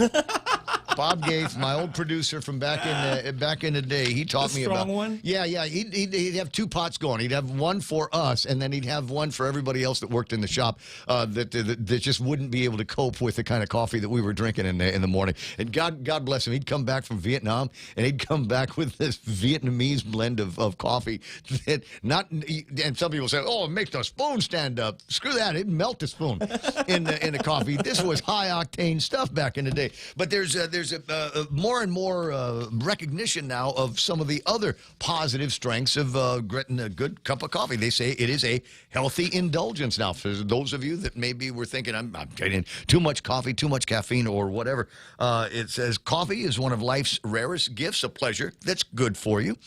Most things that we indulge in, desserts, cocktails, fried food, aren't the healthiest, but coffee is a delicious cup of caffeinated medicine. Doctors are beginning to agree that that coffee could actually lengthen your life. Right? Coffee could actually help you live longer. Jerry Roberts is taking notes here. It reduces the risk of dementia, reduces the risk of stroke and heart failure, protects against type 2 diabetes, prostate cancer, guys, and liver disease. It will also boost your mood, especially during wintertime when we have fewer hours of daylight. Well, it can boost the mood around here just because it's hot. There was a time where the hotter it got outside, the more I drink coffee outside because it kind of fooled my body into thinking that I was cool. Yeah. and make me sweat more, turn on my body's air conditioning mechanics.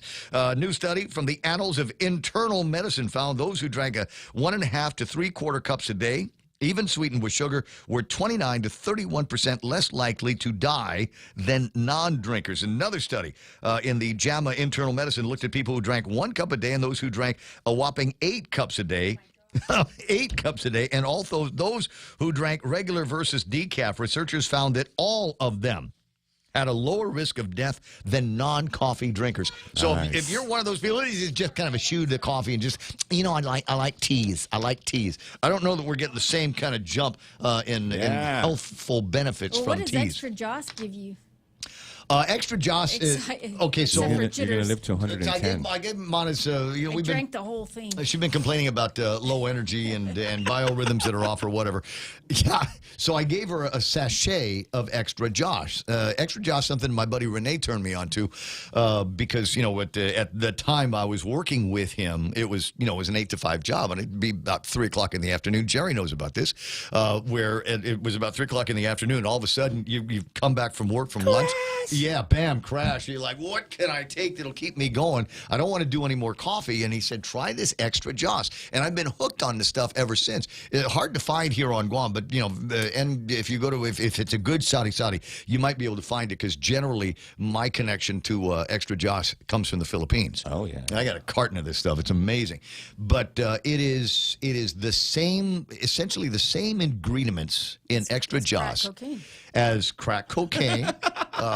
Low level crystal methamphetamine. Oh, yeah. But the other thing is, you ever have a Red Bull? Yes. Okay, same thing. Did you ever get up in the morning and realize you came to the wrong place? You walked No, in he's the in the right done place. that. He's Not in here, the right Jerry. place. No, I just Find your energy without caffeine. There's people that go, well, I shouldn't drink so much coffee. I shouldn't drink so much coffee. I want to give you reasons why you And I don't want drink to coffee, be drinking so more I coffee. drink this. Yeah. And I said I'm going to only have half. Oh, you're going to be. I drank the whole thing. She's going to be levitating just all you day get long. flashbacks on it too? Yeah. Yeah. In fact, I have so much energy. I was yawning. I was like, wow, this is weird. You can see into the future if you drink enough of that stuff. 7:23 in the morning. We saw into the future yesterday when we were talking about the high prices that they were charging for TAP as fuel. It was 127 and change yesterday. Today back down to 125.85. I don't know how long it's going to stay there. Like I said before, West Texas crude was up, what is it, 115 or something like that, and then it went down. I want to say it went down to like 112 or 11, and then it shot right back up. It was just a glimmer of hope that this OPEC deal was going to come through. It's now back up $117.47. Complete manipulation. Oh my God! Yeah, it's Joe. What? We did it, Joe. Yeah, you did it, Joe. 7:24 in the morning on the Ray Gibson Show. So you got that. Anything good happening on the markets? I do have some numbers for you, and I will share it with you now. S&P 500 up by 75 points. Great day for the Nasdaq. They put 2% back up on the board, almost 3% worth of change. 12,316. They closed 322 points higher. Dow Jones Industrial Average up by 435 points, 33,248. And a lot of Asian markets moving off. The FTSE down by 74, Nikkei off by 44, and the Hang Seng Index drops 212 points. That was Hang Seng. Shanghai up by 13, and the DAX picked up 144 points. Big movers on the NASDAQ include Datadog, Okta again, Dexcom, Mercado Libre, and Atlassian Corporation, Regeneron, Kraft Heinz, Moderna, Amgen, and Gilead Sciences at the bottom of the NASDAQ. Big winners on the Dow include Boeing, Salesforce, Nike, Home Depot, and Honeywell. Getting into the commodities again, looking at gas trading at 117.55, gold at 1,872, picked up 23 points. You'd think that gold would be climbing a little bit higher. Should have been, yeah. With the kind of uncertainty that we're seeing in all the different markets and in all the different games that we're playing these days. But so far, it seems to continue to be moving off. 7:25 in the morning. Jerry Roberts clearly in the studio. It's Friday, and a tougher Friday job for Jerry Roberts because he's got to do an extra point that will take us all will keep us motivated, like Mana's Extra Josh. We will need to be motivated and levitating through our weekend? I just can't handle the expectations. You taught me how to deal with pressure. Come on, man. This is what you've trained for all your life. Expectations. Jerry Roberts is brought to you by First Hawaiian Bank. Jerry. Do you have expectations for yourself and others? I bet you do. And what about those expectations? Should we have them?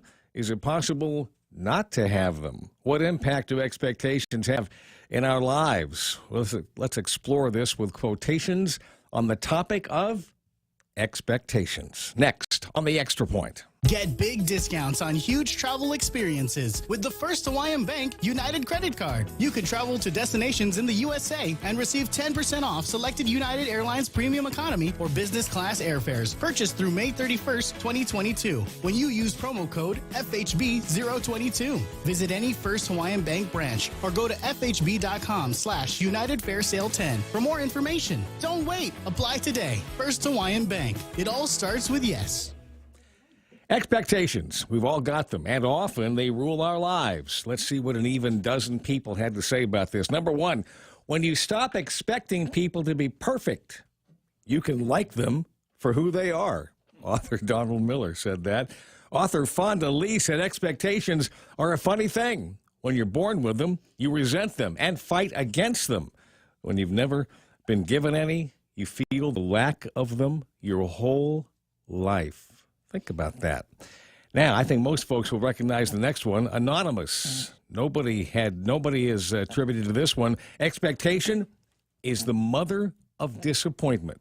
Ever heard that? Yep.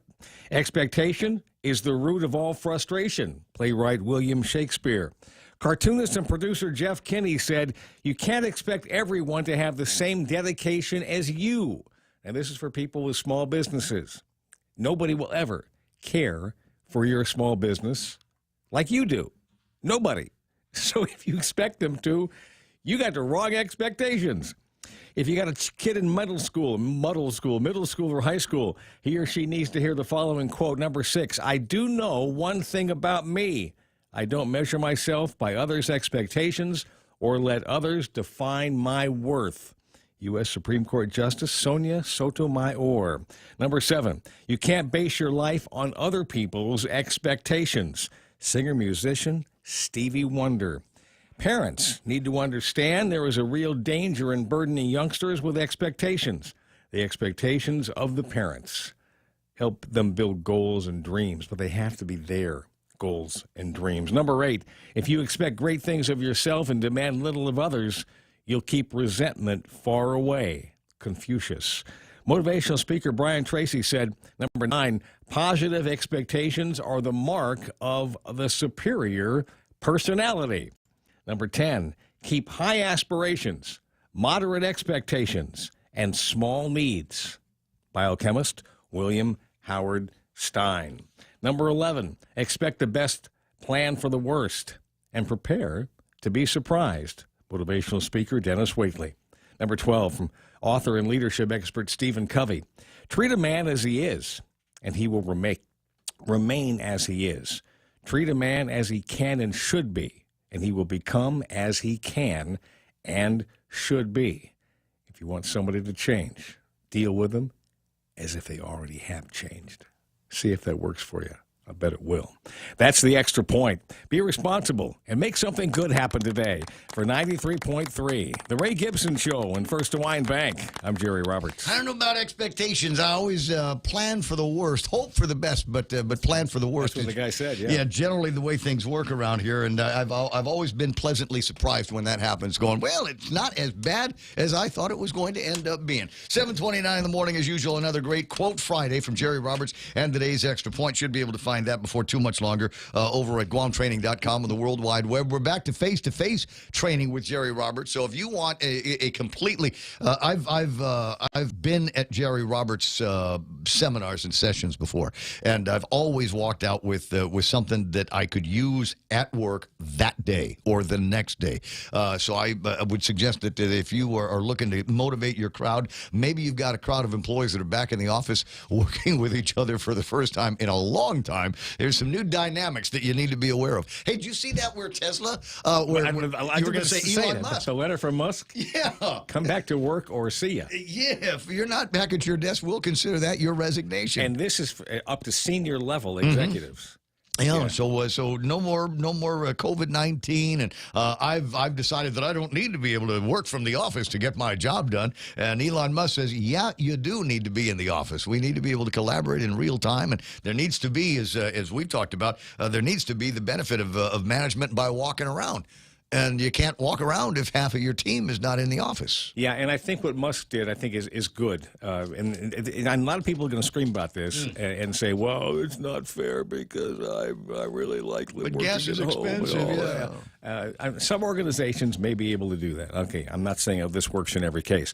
But what Musk did, he just drew a line in the sand. And he said, for this particular organization, we thrive on creativity.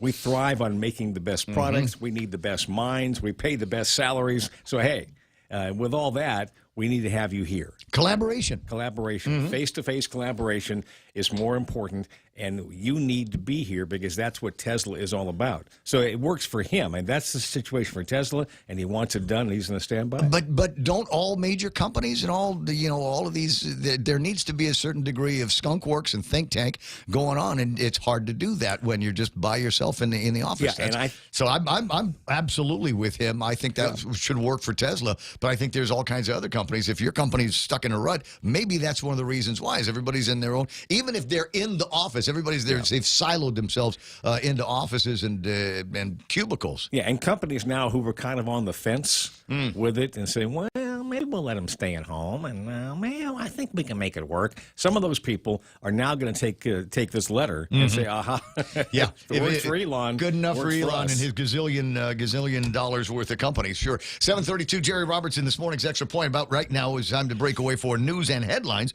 with Montesilva Tire. And in the news center here this morning, being brought to you by Auntie Lolita Camet over at Hoffaday Realty for all of your realty dreams. Go and call her and the team of professionals at Hoffaday Realty. Also being brought to you by the guys over at Burger King. Congratulations to the classes of 2022. We're still graduating them today, and you can take them and enjoy Whopper Wednesdays when you hit the drive-thru over at BK. Now, with news and headlines, Famana. Well, the search continues for the escaped prisoner who was able to get out of the DOC compound yesterday morning. Police and the DOC SORT team working together on the manhunt for the 26-year-old detainee who has been identified as Jilo Soikin. He and another prisoner were able to escape yesterday. The second detainee was apprehended shortly after. Soikin remains missing. Call authorities if you see him. DOC does say you should stay away, as he should be considered dangerous. New highs as gas prices went up yesterday, another 15 cents. A regular gallon of gas will cost you $6.34 a gallon. For diesel, it's over $7 at $7.06 this morning.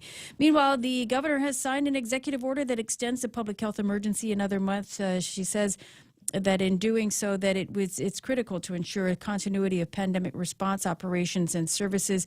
The emergency expiration is now set for July 4th. And those are your headlines right here on The Point. 7:34, people asking if I can put that picture of the white guy in a dashiki up on the screen again. And absolutely, oh, Lord. Absolutely happy to. No. Is that Jesse Pinkman? The guy looks like definitely looks familiar in that. But the shirt makes the man. I've often said the hat makes the man, but in this case, I think the shirt makes the man. And I just wonder where can we buy clothes like this on Guam? Is there a section over at Salvation Macy's? Army. Is there a Macy's place where we can go? Is there a little corner over by where they sell the Levi's where I might be able to get myself a dashiki? What about what's the name of that place in Tamuning? It's really nice. What about Which one? The place in Tamuning where everybody goes for their Holiday Exchange? No, where everybody goes to get their confirmation and whatever outfit. Oh, Tropic Wear. Tropic Wear. Do you think Tropic Wear might have some dashikis in stock? No.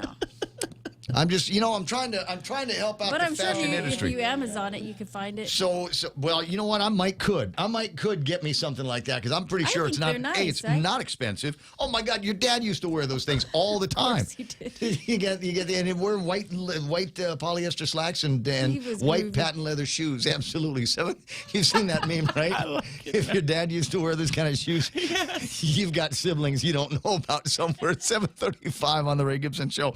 Be right back. Gas is expensive, so let the bank come to you. Through our remote deposit capture, you can deposit your checks into your account from your phone. And with our Dynamite Bank Pacific Visa debit card, you can use your money anytime, anywhere. It's the perfect combo. Now we're banking on the future. Services to choose. Bank Pacific, where others put branches, we place roots. Equal housing lender. Member FDIC. Crank it up. Subway's Eat Fresh Refresh does it again, bringing back a classic fan favorite on the menu. The roast beef returns. And not just any roast beef, it's choice Angus roast beef, flavorful and satisfying on its own, or layered with oven-roasted turkey and Black Forest ham in the Subway Club. Whether you're a choice Angus roast beef purist or like the variety of the Subway Club, both come piled high on hearty multi-grain bread with fresh hand-sliced veggies. Get your fill of the new roast beef at Subway. Eat fresh. Okay. Let me get the whole ensemble out of my head here. I'm just doing Fashion Fridays right now. So dashiki, this one, nice color. It makes his tan pop. Oh wait, the guy doesn't have a tan. But you get something like that, and I'm Ain't thinking nothing popping there, Ray. regular old Levi's jeans and what Mon and I refer to as those Jesus slippers. You know, the Harakas, whatever the ones, not Zoris. I mean, it's got to be like little made of. Hold thin. on, I'm sending you a picture. You got? We got pictures. I found of a picture. Jesus And I slippers. have a pair. And she's got a pair. So I'm just saying, I mean, there's a whole like 70s kind of vibe that we might be able to bring back to all of the people here on Guam. I don't see the message. Where are you sending it to? The Dashiki mandate, Ray. The Dashiki Programman Dashiki. Programman Dashiki. It'll be paid for by the governor's office. 7:37 in the morning. All right, let me get the traffic out of the way, and then I'll go looking for that picture. Mona says she swears that she is sending. All right, let me tell you. Southbound traffic starting in the north end of Guam, still running very, very clear. Is it early? Yeah, 7:37. Maybe in a few minutes it'll start to pick up, but not seeing a whole lot of southbound traffic on Marine Drive until you get to about the intersection of 1 and 3. Looks like it's fairly clear through there, and that's not creating any more traffic south of that. So even after you get through 1 and 3, southbound Marine Corps Drive through the ITC building, AK area, etc., is running fairly clear. A little bit of traffic over at 810 and 16 on the Wendy's side of the street. Maybe a little bit hanging out over at the post office. A little bit of dogging out traffic on Route 8, but not as much as usual. 4 into Agana is nice. I got a little bit of traffic up around Agana Heights and the Navy Hospital area, and then we've got just a little bit of traffic over at Big Navy in Sumai. Now, I do need to give you a notice here. They put up in the newspaper, they've got a thing that shows where the traffic is going to be on Marine Corps Drive this weekend. And it's, how do I want to say this? They've got a workaround here that I didn't know existed. I'm going to put this up on the screen, and this is as magnified as I can get it. So we've got Marine Corps Drive traffic that is going to start backing up right around, I want to say, at... Wait, first, let me get my picture up on the screen in my hand so that I can see where it is I'm talking about. Okay, you know where Docomo is, right? You know, the big building, Docomo, used to be Ben Franklin. All right, across from TikTok, and then you go into the street. They're going to close the northbound lanes. Marine Corps Drive, starting at like 4 o'clock on Saturday. Oh, yay. And so they're going to have you go down Uncle Charlie's, Charlie Torres Street, and then you take that area behind Docomo, and it will take you behind Horse and Cat. And then you go to what's the name of our favorite street in that area? Zalaguac. Oh, it will take us to Zalaguac. And then, but you're not going back on a Marine Corps Drive from there. You're not taking that turn behind the new Jack in the Box. You're going in the other direction. You're going up towards the cliff. And then on Tuan Dueña Street, you're going to take that. I didn't even know that road existed. What you talking about, Ray? There's a way to get from there. I don't know if they're moving junk cars and knocking down old houses to make it, but you go towards the cliff on Zalaguac, and then on Tunwan, you take that left, and then you take another left, and that will let you out right in front of the Skyline Bar. That's crazy, Ray. Where? In front of the Skyline Bar. I'm born and raised on Guam. I had no idea that there's this little peekaboo street there. Otherwise, I'd be using it all the damn time.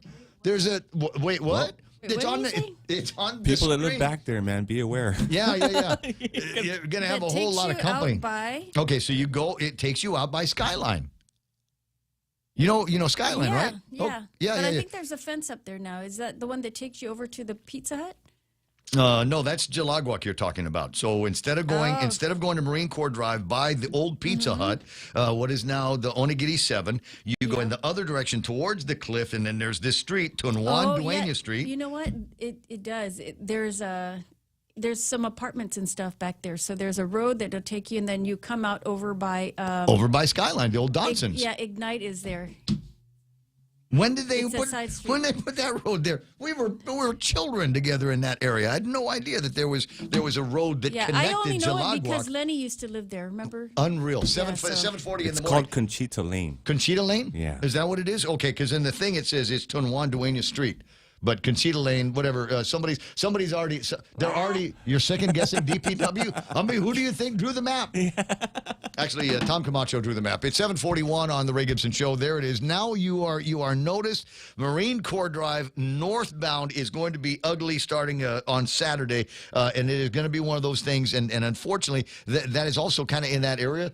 There's not a whole lot of ways. But you know what? It is a very small road, so if that is the detour road, they're going to be in trouble. It's going to be really like the traffic that goes through our areas, MTM and Kenyatta. It's a smaller road than that.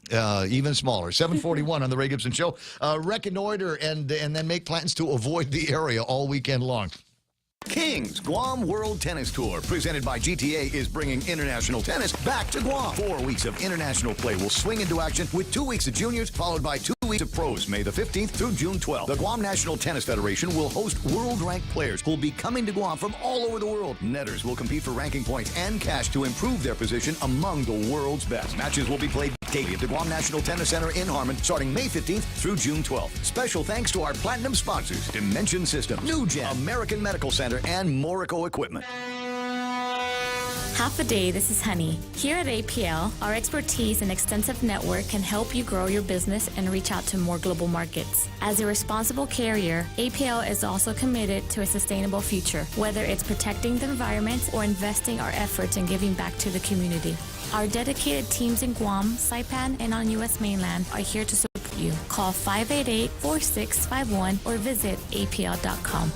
7:42 in the morning. Portions of the program are also brought to you by my team over at Chili's, second floor of the Tumon Sands Plaza. Are they still congratulating all of the graduates from 2022? Yes, they are. Private rooms are available, 671-648-7377. If you'd like more details, Chili's, more life, and more celebrating happens there. Second floor, the Tumon Sands Plaza.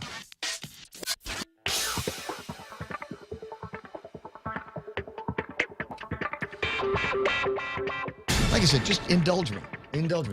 We go dashiki, Levi's jeans, not brand new ones. I mean, they got to have a little bit of scuff on them here, and then what Mana and I refer to as Jesus slippers down at the bottom. I don't know anyone that has.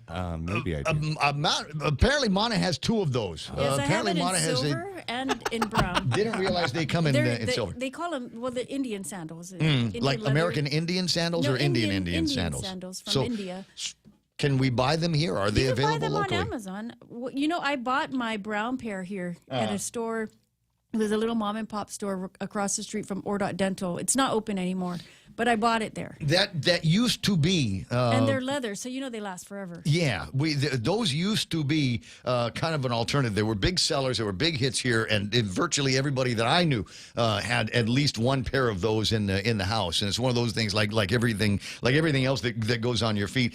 Pretty soon, your footprint is kind of worn into it. Yeah, and you can't wear it. You can't mix it up with anybody else. There's absolutely no arch support here, so if you have issues with like plantar fasciitis, you don't want to wear these shoes. But they say that they're good for runners. They otherwise are good for runners. I can't remember the name of the book that I read. Odorless too. About that.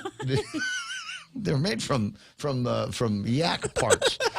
Made from yaks and bulls and Rocky Brahmas Mountain oysters in India. 888-825-5888-TALK is my phone number. 7:44 in the morning, and we'll take the Jesus slippers off the screen and get me and Mana and everybody back up there. Mark Mendiola from the Ed Board online here this morning. And morning, Mark. How you doing? I'm doing good. Good morning, Ray. Good morning, Mana. What was plantar what? Mana, what did you say? That's a big word for me. Plantar what? Plantar fasciitis. What? Okay. Yeah. That just means hurt foot, right? Yes. Oh, if you want the full-blown explanation, let me just tell you, it is the worst part of being a runner. And it's one of those things when they start talking to you about inserts and stretching, and you go, I don't need no inserts. Why am I going to spend another $20 on a $150 pair of shoes and just get inserts? What do you mean stretch? Come on, I'm an athlete. I don't need to stretch. Yeah, you do. And yes, you do need some kind of devices in your shoes to give you even more support for running at your own peril. Do you not? So plantar fasciitis, I've had it a couple of times in my running life, and it is marked by, you don't need to be a runner, by the way, to get this, but it is marked by when you wake up in the morning and you put your feet on the ground for the very first time and you put a little bit of weight on them, and then it's, oh my God, I cannot believe how intense this pain is. It goes away after a little bit, but every once in a while you start to feel like hot spots in your feet just when you're relaxing or something like that. And like I said, that morning pain before everything gets stretched out a little bit. And about the only thing that you can do about it is go back to the shoe store and buy some insoles for your shoes. Learn to stretch appropriately. And this has worked for some people. Change up your shoe completely. Oh, wow. You okay there, Mara? Okay. But, you know, they've got these the Hoka shoes. What's the name of it? Yeah, I've seen those people.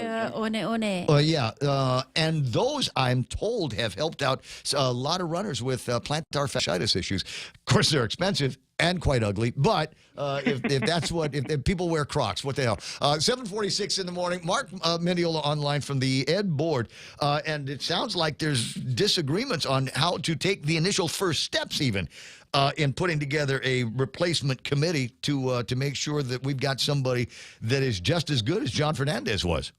Yeah, you know, Ray wasn't that bad, you know, I mean, we just had a little disagreement on the, you know, but it's not really not insurmountable that we can move forward. I you know, for some folks, I've been through, 3 presidential searches, maybe 4 presidential searches at the post-secondary level. So I've been in these committees, you know, transparency and making sure that we have a good cross-section from the community. And so, you know, we try to look at the best practices. I did some review of the previous search during John Fernandez's search for his position and the previous position. Well, that's ancient history. The records still exist?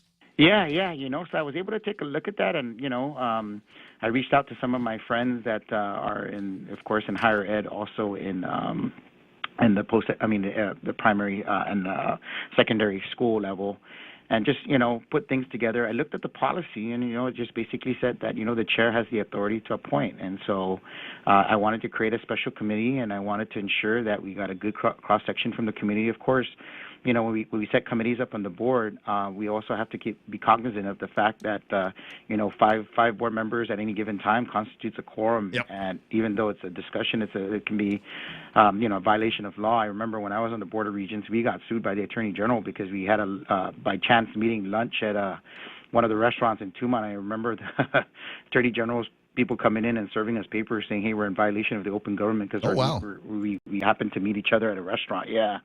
So at any rate, you know, I'm very cognizant of that. And, you know, Ray, you know, of course, we're going through this election cycle. I wanted to ensure that, you know, we provide stability. We just got off a trip from a visit from U.S. Ed. And, you know, reassured them that, you know, we're going to select the next superintendent. We're not going to let this hang. There's going to be some people still returning on the board. So, you know, of course, it's like I said, it's an election cycle. People are going to be running for the position. There'll be continuity, of course. Yeah, there'll be continuity. And so what I basically did was I looked at the board structure on the policy. It says that the chairman has the authority to appoint to these special ad hoc committees, and, you know, just to consent of the board. And so what I did was I presented it to the board on this meeting we had yesterday, and I selected 3 sitting board members, and then I appointed the president of the GFT to get representation from that perspective. And then I also appointed she graduated from, the school just graduated recently. Anyways, so we were able to appoint Grace De La Cruz, who's now going to be, she's going to be the student representative on the board. And then I also chose Mr. Bob Steffi, CPA. I thought, someone who can provide some, looking at certain qualifications, and someone who understands finance, government, understands that type of thing. And then the last person I appointed was Mr. Yuich Ringil. Yoichi! Yeah, so, I work with him at the University of Guam. He ran some, really well, the TRIO program, the TRIO programs, yeah. And so, he's retired, and I said, man, I approached these gentlemen. I said, I would like to include you in this and, just give that insight to what's out there in the community. And Yoich has a storied background. He graduated from, one of our public schools, and he worked his way all the way up to the post-secondary level and had a very good career in government service. And so I thought this would be a good makeup as part of the initial screening process and developing and coming up with, these criteria so that when we announce it, then we get a good, robust pool of candidates that they can recommend to the board for action. And I reassured the board members that, in no way is this going to absolve them from, making the final decision. But I just think the input from the community at this level would be the best for us to have, rather than waiting for us to come and about to make a decision and we say, okay, what do you guys think? Yeah. Well, I was delighted to see the names in the newspaper this morning, including Mary O'Connor's. It sounds like it will be a mindful and kind of sober board of folks to put together this difficult endeavor.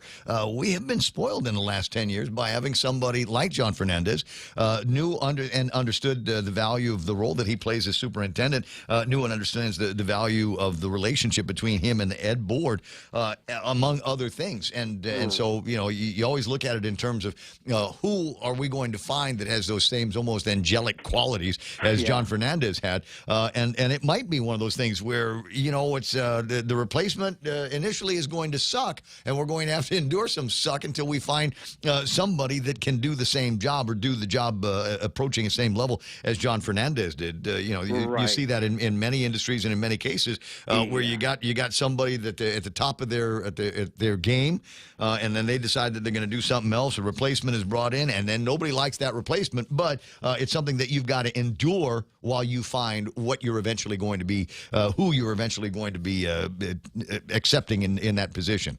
Yeah, and that's the thing. It's this process. It's the process that we got to go through, and I want to ensure, that we're transparent and that we have, as much input as possible from the folks that are going to be. Well, but a lot of it is already in statute. I mean, I don't know.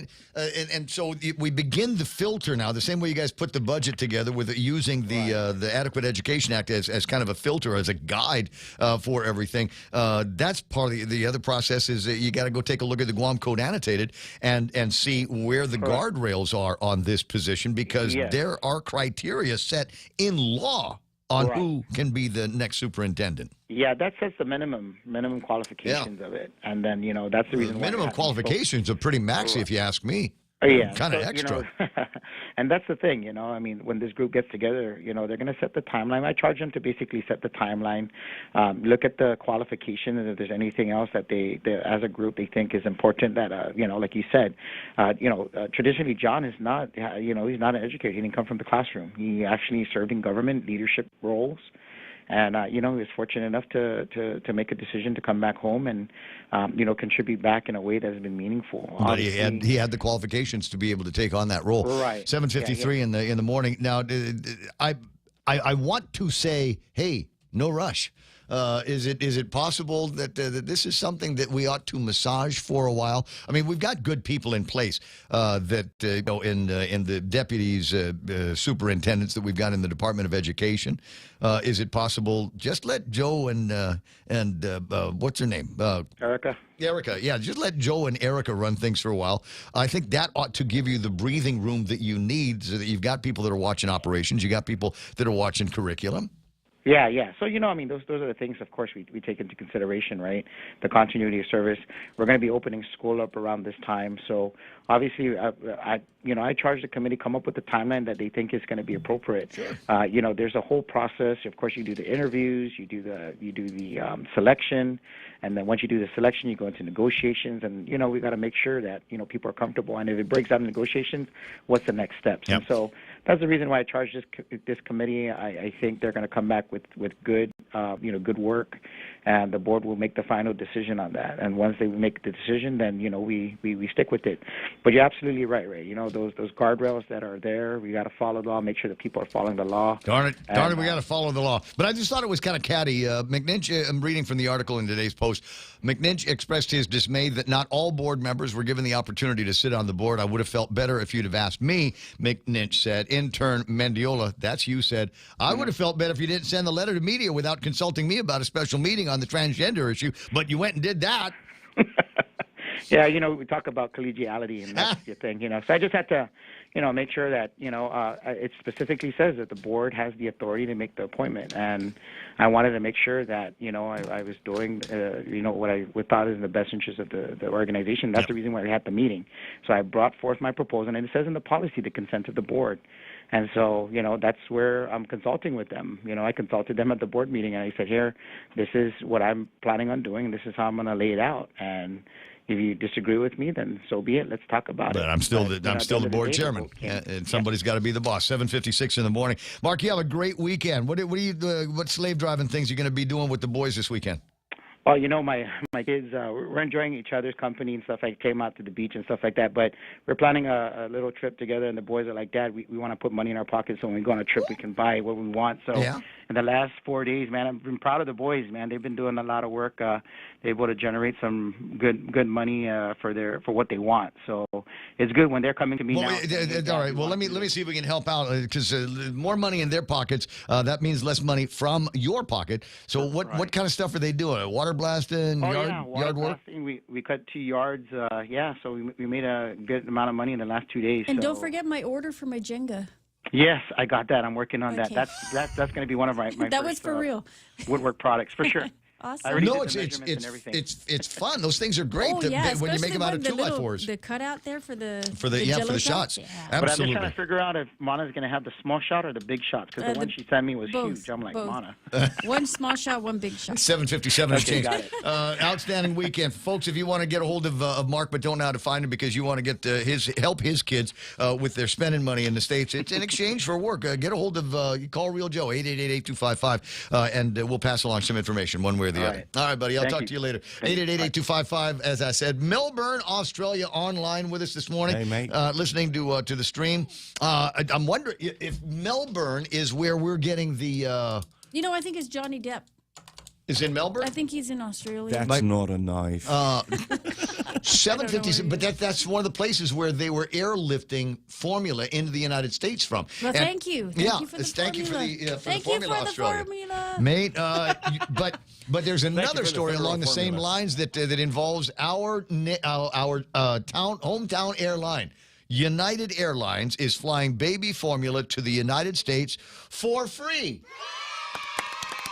U.S. legacy carrier is the first major airline to volunteer for Operation Fly Formula. United Airlines has become the first major carrier to volunteer for the United States government's Operation Fly Formula to tackle the current baby formula shortages experienced across the country. In a statement released yesterday, the White House praised the carrier for its decision to donate flights for baby formula coming from the United Kingdom. Representing, the rest of the story says, with the shuttering of Michigan's Abbott Nutrition Plant pending investigation over the death of 2 infants related to formula production and widespread post-pandemic supply chain issues, the U.S. infant nutrition market has taken a significant hit, causing nationwide shortages. I didn't realize how bad it was. Stock levels have fluctuated over the last several months. The start of May represented a crisis point after 43% of retailers reported a lack of formula in stock. That number quickly went to over 70% by May 21st. Price gouging and accessibility issues have left families struggling to feed their babies, leading the government turning to drastic measures to ease the shortage, including flying to Australia to get formula from there, and in this case, accepting the self-invitation by United Airlines, saying, listen, we fly all the time to places that have got too much baby formula. Can we pick some up for you? I don't know how that all works when you get there. I don't know if they're going to it goes down someplace in merry old London, and are the flight attendants paying for this and smuggling this stuff back? I don't know. Hey, look, it's 8 o'clock in the morning. We're really, really close to it. The radio station's KUSG. I got you 93.3. We are The Point. Stand by. Fox News Live is playing next.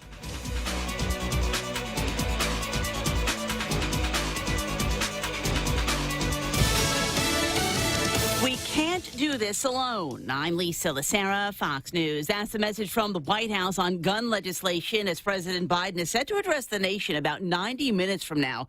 Press Secretary Karine Jean-Pierre. The president has been very involved and very direct, and he has done it multiple times throughout this past year and a half. Jean-Pierre says in too many communities, gun violence has torn up families. The president's remarks coming just one day after another shooting, this time in a medical building in Tulsa, Oklahoma. The suspect reportedly targeted his doctor. Tulsa Police Chief Wendell Franklin says when they went into the St. Francis Hospital medical building to respond to the shooting, they heard one gunshot and believe it was Michael Lewis killing himself after killing 4 people, including his doctor, Preston Phillips. We rescued a female who was hiding under a desk at the suspect's foot. She was there when the suspect took his life. Franklin said Lewis had a letter on him blaming Dr. Phillips for ongoing pain he had since back surgery 2 weeks ago. Franklin said he called Phillips' office multiple times and saw him for treatment on Tuesday. 2 days prior to that, Lewis bought a handgun at a pawn shop, and the day of the shooting, he bought a rifle from a gun store. Jessica Rosenthal, Fox News. The legislature in New York State is poised to ban people under age 21 from buying or possessing a semi-automatic rifle. The change comes just weeks after the mass shooting at a supermarket in Buffalo, where authorities say an 18-year-old used that type of gun to kill 10 people. New York already requires people to be 21 to possess a handgun. North Korea is reporting more than 82,000 people showing symptoms of what state media is calling fever as the country deals with its first confirmed COVID outbreak. On Wall Street, stocks shook off a wobbly start, ending the day higher. The Dow plus 435. The Nasdaq added 322. The S&P gained 75. America is listening to Fox News.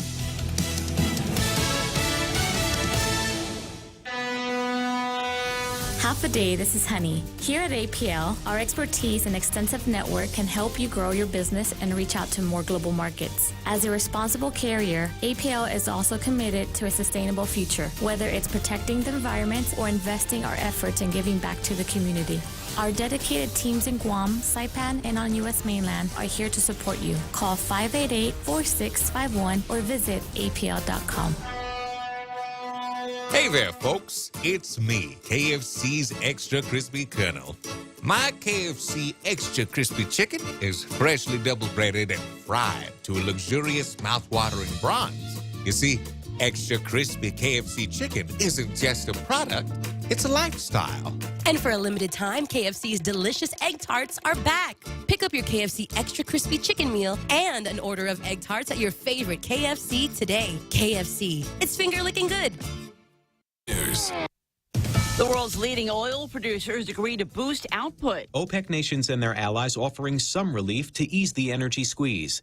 The cartel agreeing to boost crude production by 648,000 barrels per day in July and August. The OPEC Plus alliance had been adding about 432,000 barrels per day each month to gradually offset steep cuts from 2020 when the pandemic hit. Energy costs in the U.S. and Europe have soared, driven by inflation and embargoes of Russian oil. Saudi Arabia, which is OPEC's de facto leader, resisted calls from the White House to increase supply to make up for losses resulting from sanctions against Moscow. Steve Rappaport, Fox News. The Labor Department says employers advertised 11.4 million jobs in April, down from nearly 11.9 million in March, the highest level on records that date back 20 years.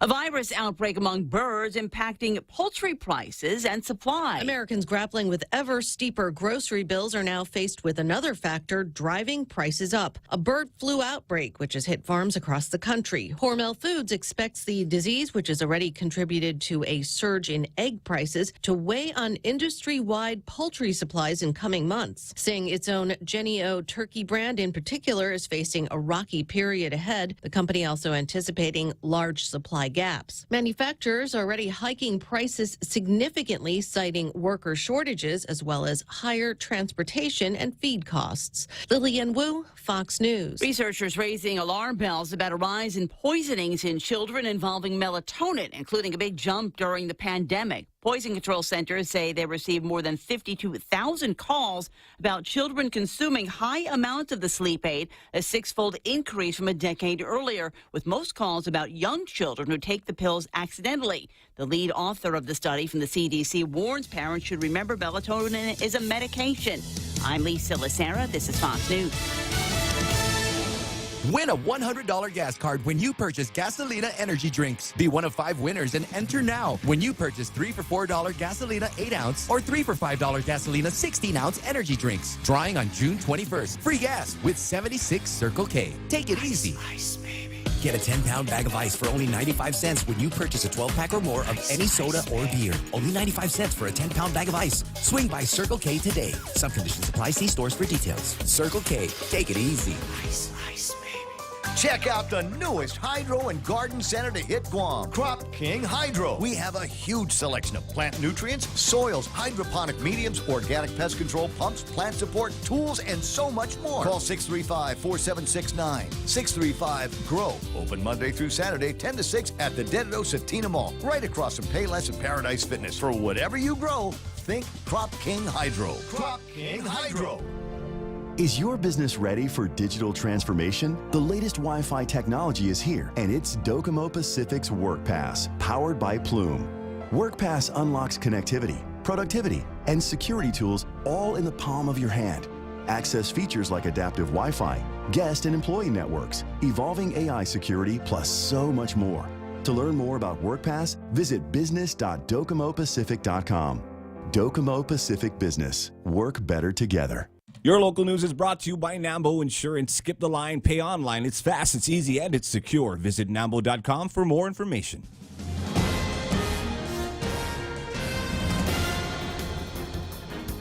Half a day, it's 8:06. I'm Mana Silva Tyron with a look at your local news on The Point. We are getting this breaking news that the Department of Corrections Director Bob Camacho has confirmed that they've caught the prisoner who's been on the lam for about 24 hours now. 26-year-old Julo Soikin and another prisoner were reported missing from DOC yesterday. The second escapee was apprehended shortly after his escape, but made it all the way to Dairy Mart. The search was underway throughout the evening with the Guam Police Department and the Department of Corrections SORT team. Again, Bob Camacho confirms that the detainee Soikin has been captured. The details of the capture, however, yet unknown. We are expecting a call-in from him with those details shortly. Well, the Department of Parks and Recreation plans on closing a portion of its parking lot over at the Paseo in Agana. This after a ruckus was reported at the park over the weekend. The closure, the result of that incident that involved machetes and a gun. DPR will be closing the Paseo East parking lot to the general public on Friday and weekends from 6 p.m. to 6 a.m. until further notice. They do say that the use of the parking lot will be restricted to permitted events only. The governor is expected to be back to her desk in enough time to take action on some bills that were sent her way this week from session. One of the bills would strengthen Guam's laws that deal with the sexual assault cases, and another would allow for the land lease to take place for the new power plant. That's Bill 301 that was added to the session agenda at the very last minute. It would approve the lease agreement for the 198-megawatt Ukudu power plant project. The legislation was needed so that funding could be released to allow for the construction to begin. A total of 4 bills were passed in session yesterday, and all will be sent to the governor for her action. Meanwhile, the governor has signed an executive order that extends the public health emergency. She says she's going to give it another month. It will now expire on July 4th, which is Independence Day. The governor, in her executive order, did say that it is critical to ensure continuity of pandemic response operations and services, including testing, vaccinations, and treatment. We'll have more news right after this. Go green, go hybrid. Go to Nanbo Insurance, and your next power bill is on us. Insure your hybrid car at Nanbo and get up to $350 towards your next power bill. That's instant savings for keeping our island clean and green. Nanbo has been providing Guam with over 50 years of reliable and affordable auto insurance. At Nanbo, it pays to go green. Terms and conditions apply. Visit nanbo.com or call 477-9754 for details. Gas prices up another 15 cents yesterday. All of the stations eventually increased the prices they all match now. A regular gallon of gas at $6.34 a gallon. For Supreme, it'll cost you $6.74, and diesel is now up to $7.06 a gallon.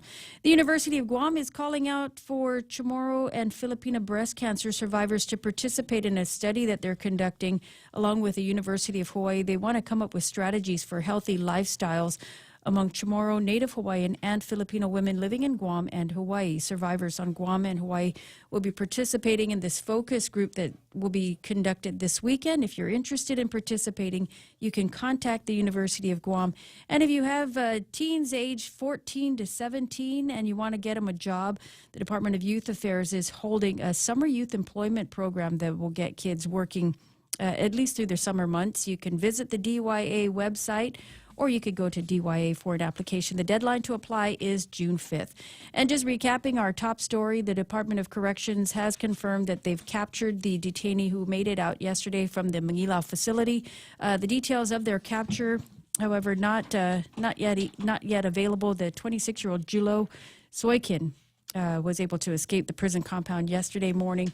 Again, he has been captured. And those are your top stories here on The Point. Here's Ray with your weather. Just thinking maybe they were walking around with, like, I don't know, like a pizza.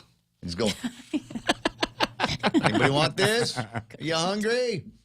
Come on, pizza. It's the one you like. It's got this pepperonis in there, there's mushrooms and sausages. Come on, come out wherever you are. 8:11 in the morning. We'll get those details. Is it possible that Robert might call us back? You beeped him, right? I did. He's probably just really excited. Yeah. Buddy whipped it, took out his camera. Take a picture. Get some good shots of this guy. I want to know. I mean, did he resist? Was there a taser?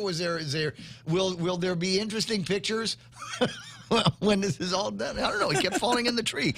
It's 8:11 in the morning. Not that I encourage that kind of behavior. I do. I just think, if you're guilty of something, there needs to be some jungle justice. Our ice trees are safe now, right? Coming your way. Celebrity birthdays before I get to the weather.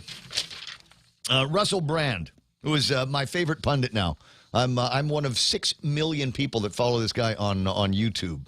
Awakening souls, as it were. Didn't realize how much I had in common with him, besides, the striking good looks and all of that, but he's celebrating 47 years. Angelina Jolie is 47 years old. Yep.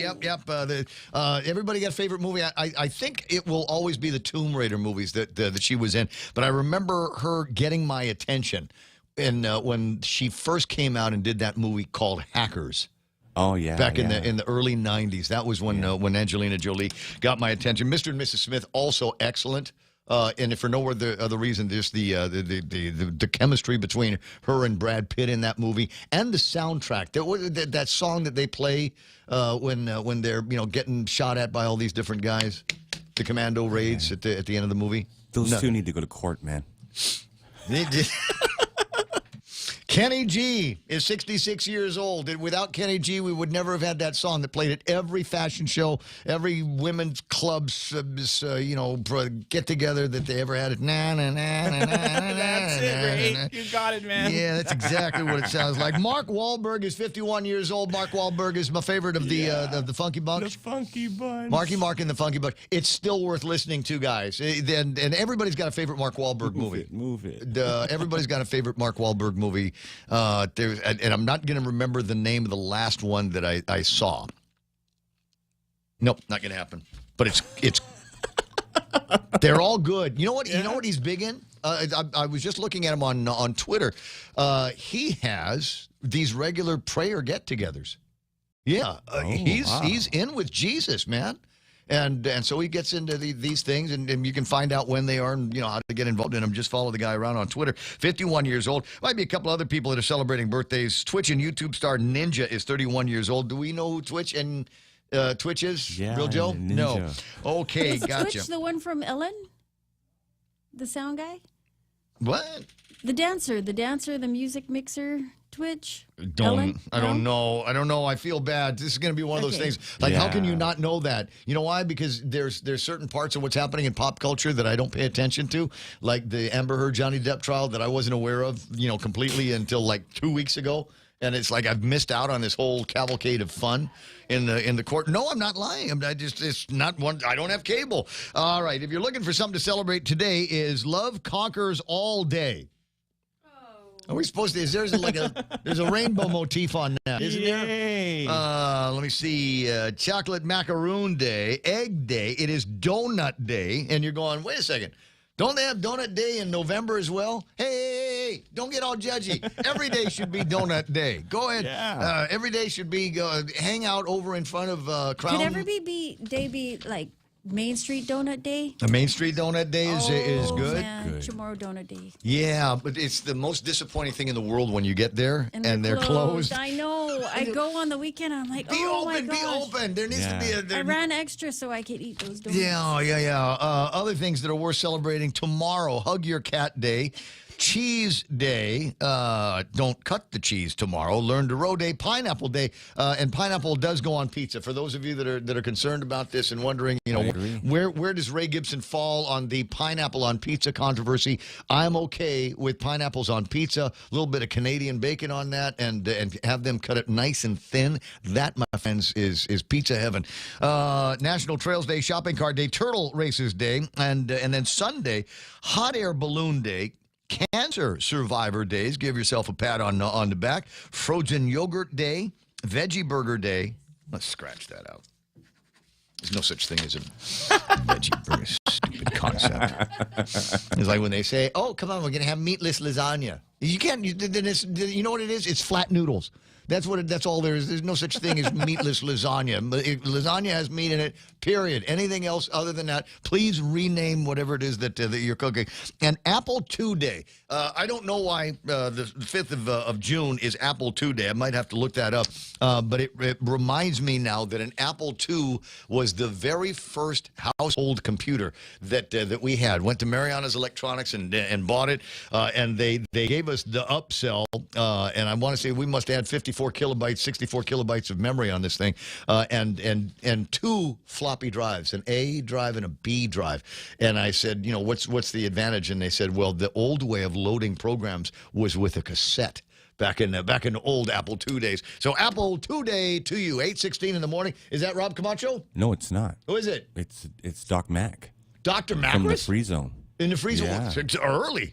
We don't normally talk to him until the 9 o'clock hour. Well, there's variants running around. That's the variants. All right, we'll get the upshot from this guy. And should we really now that there's 550 cases worldwide of monkeypox, is that something that we need to be worried about? Mostly cloudy in the forecast today. Mostly cloudy tonight. There's partly sunny tomorrow and mostly cloudy tomorrow night, and then mostly sunny on Sunday. Grill marks wherever you can catch them this weekend. Sunset tonight is going to be at 6:45. Hashtag tell the others. Dr. George Macris joining us in just moments. The 2022 GSPN Boys Volleyball All-Star Game presented by the Guam Army National Guard goes down Sunday, June 12th at the FD Phoenix Center. The best high school players from both the public and private schools will put their talents on display, coached by the champion coaches.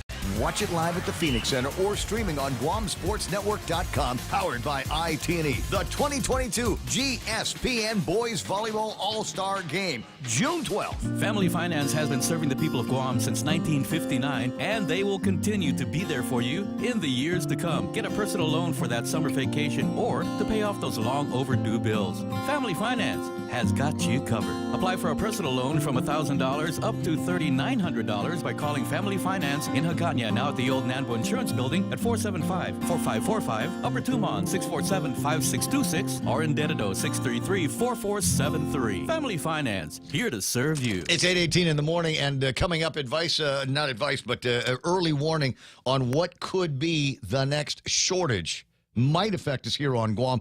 We're okay. We're out from under the formula shortage. We don't seem to be having a problem with that here. But there is another power supply chain issue that could be creating another shortage. I'll tell you what that's going to be in a couple of minutes. 8:18, no shortage of great cars waiting for you over at NissanGuam.com on the World Wide Web. Please do me a favor. I know a lot of people are thinking, hey, I got some extra money in my pocket. The government came through with my Programa and Salapi check, and now I've got an additional $300 that I can put towards a new car. Where do I go? Shop around. We want you to shop around. And then go to NissanGuam.com. Better yet, go to the showroom in Upper Tumon and then take a look around. Take a look at the great cars that they've got. Safety built into it. It's genetic with Nissan.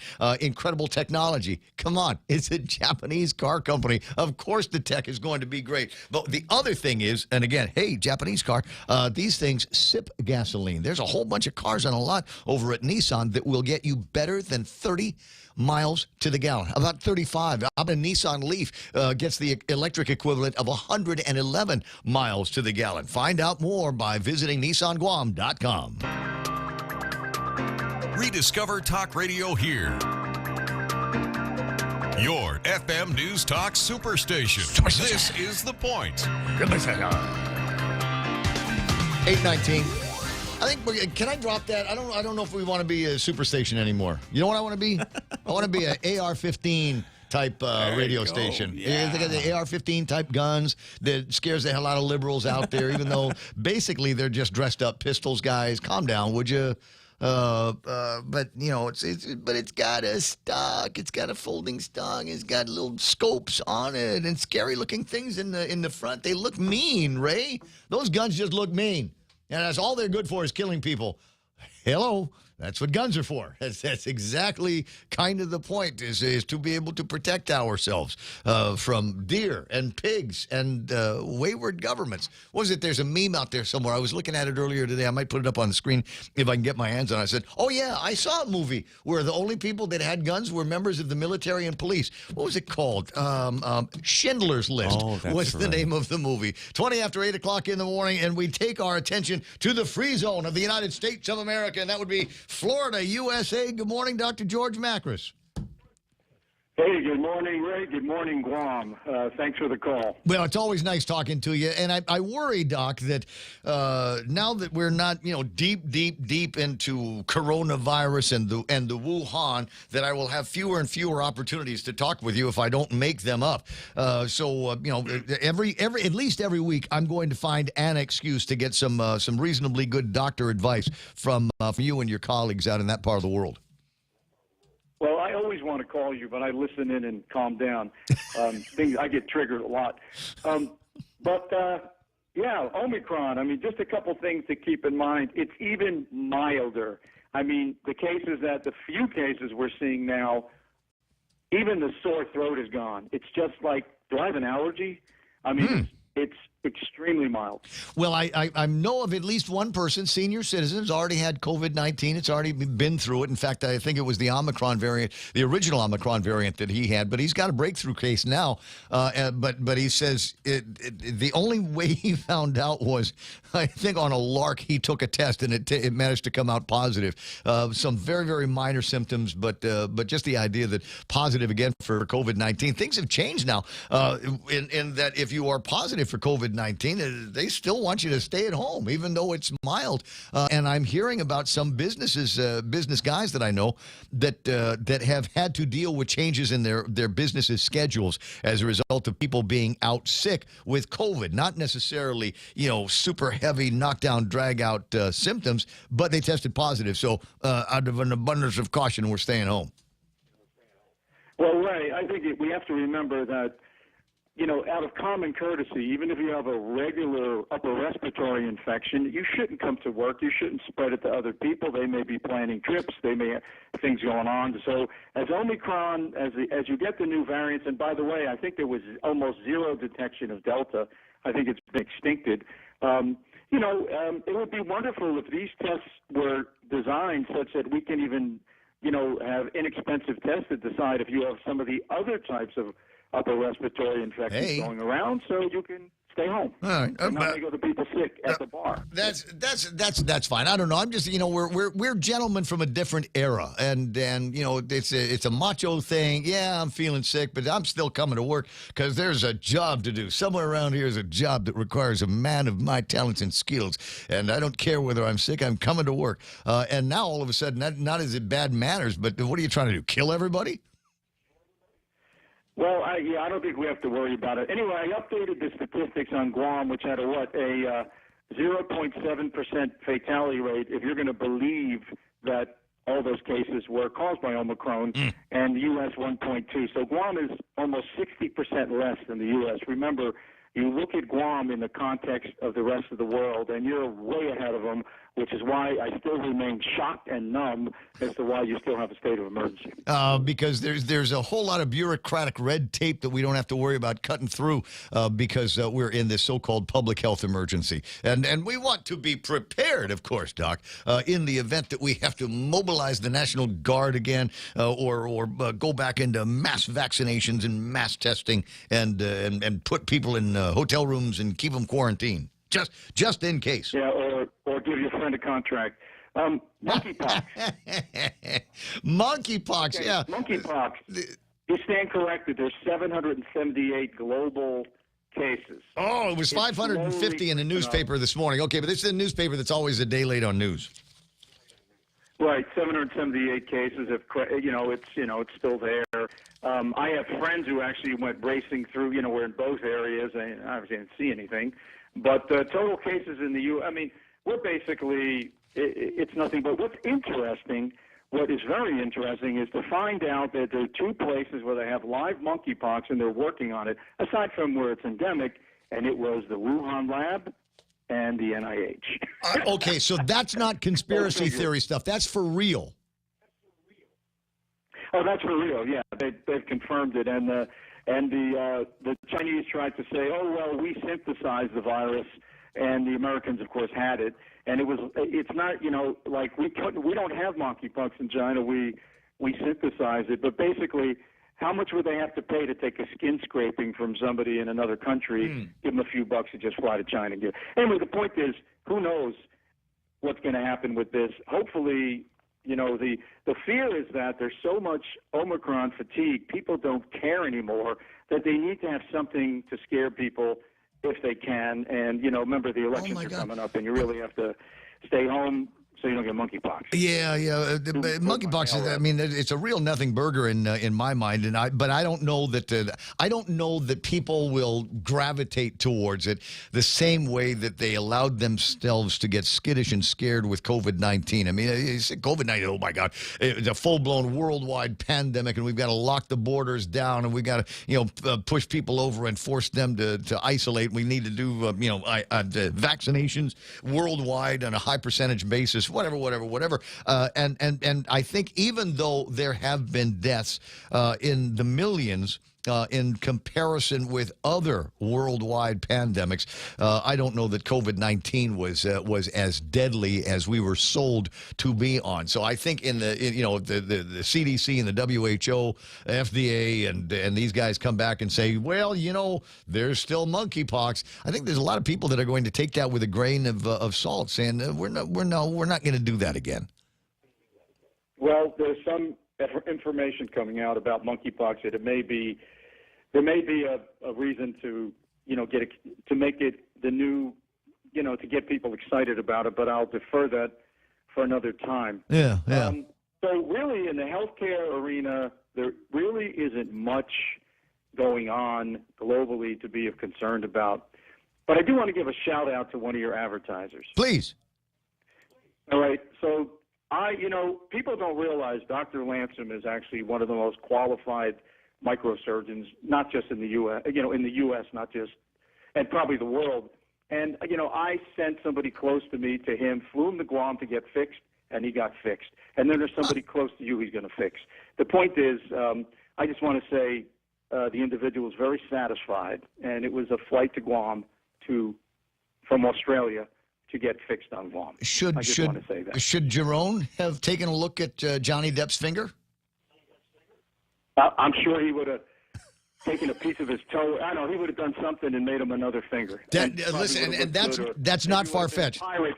That is not far-fetched. No, he does. Remember, you lose your finger, you lose your thumb. He takes it off your toe where you don't need it and put it in there, and then I guess you can wear non-Jesus sandals and cover it up. Or there's a prosthetic. I know this lady, Diana is her name, and she does prosthetics. So maybe even something like that. 8:28 in the morning. I'm sure Jerome would appreciate hearing from you and getting that accolade. So that's the way the medical system around here works.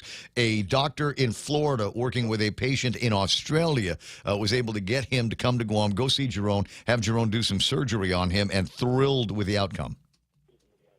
All right, and let me, there are medicine on Guam. Let me say there are still a lot of good providers on Guam, and the reason I mention it, there are cases of individuals, and I know that you have, you market for and Medical City, and they have great care in the Philippines, but people should not delay their annual cancer screening and so on and so forth, because there are cases I'm hearing from Guam and other places, not so much in Florida, where people just sat on it for 2 or 3 years. They're at the right age to be screened, and either the breast cancer appears or the prostate cancer appears or the bowel cancer. So people should not wait. They need to get back to the doctor's office, at the very least get their annual screening appropriate for age. I'm only missing one procedure so far, and I'm waiting for the Philippines to open up just a tiny bit more.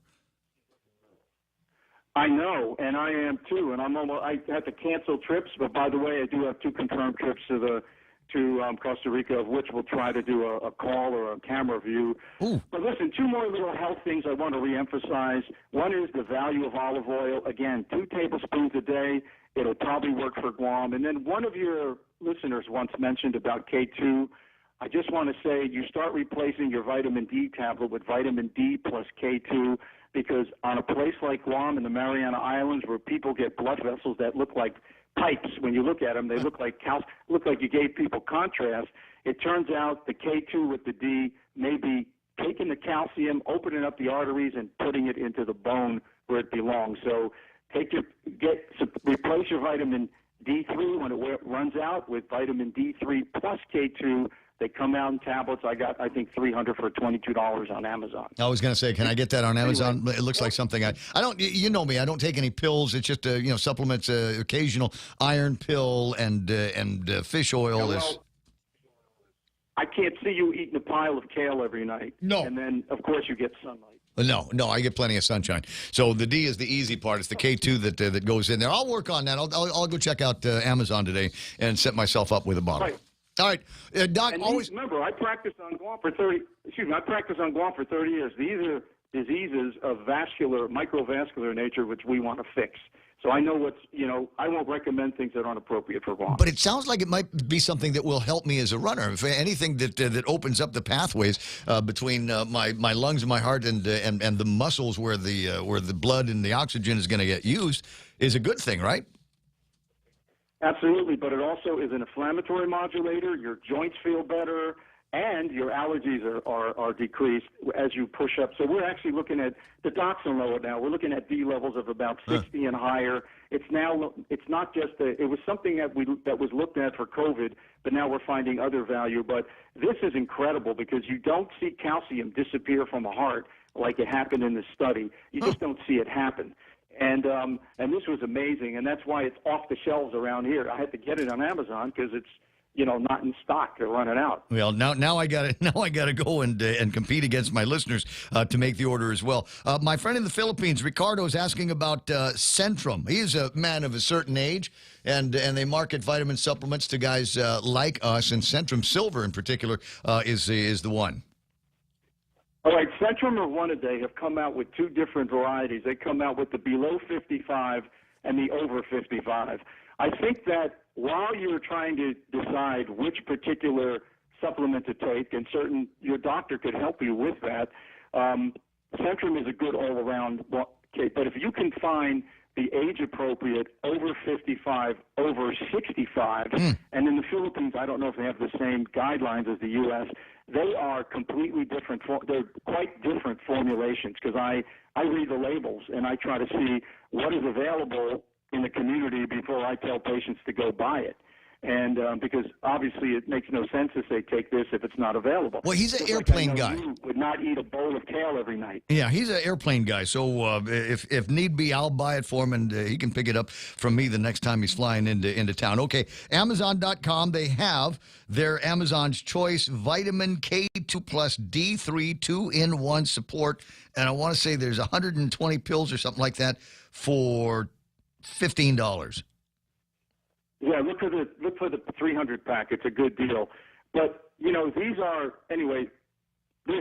I don't want to take up your time about new information about easy to acquire supplements or additions to your diet. But for Guam, with all the microvascular disease Guam has, this may be an easy fix. And I'm going to predict that when they do the 5-year study, they're going to find these people have decreased stroke, decreased heart attack, and decreased dementia. Wow.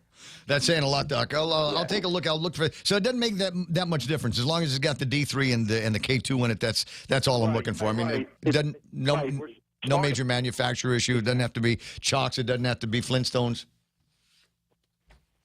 No, it doesn't. And again, if you can eat a pile of kale every night, you don't need the K2, but that ain't you. Nah.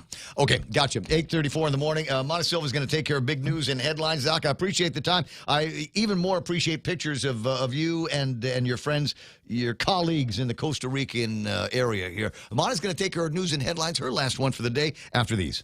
Subway's Eat Fresh Refresh does it again, bringing back a classic fan favorite on the menu. The roast beef returns. And not just any roast beef, it's choice Angus roast beef, flavorful and satisfying on its own, or layered with oven-roasted turkey and Black Forest ham in the Subway Club. Whether you're a choice Angus roast beef purist or like the variety of the Subway Club, both come piled high on hearty multi-grain bread with fresh hand-sliced veggies. Get your fill of the new roast beef at Subway. Eat fresh.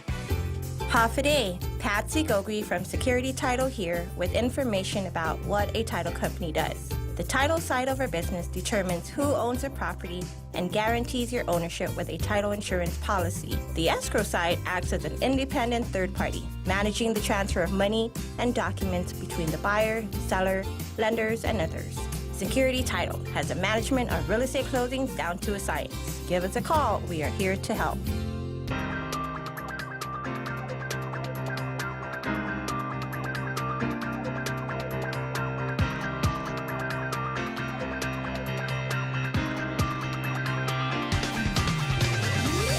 See, normally we'd be going into the newscast now, but Mana's actually getting some late-breaking information just a few minutes ago, and so that she can put it into what is our last newscast of the morning. Yeah, and I just got reconfirmation that he was captured, and he is going to be taken back to the facility and reprocessed. Was there tasing? Was there tasing involved? Kids, you were talking and... What?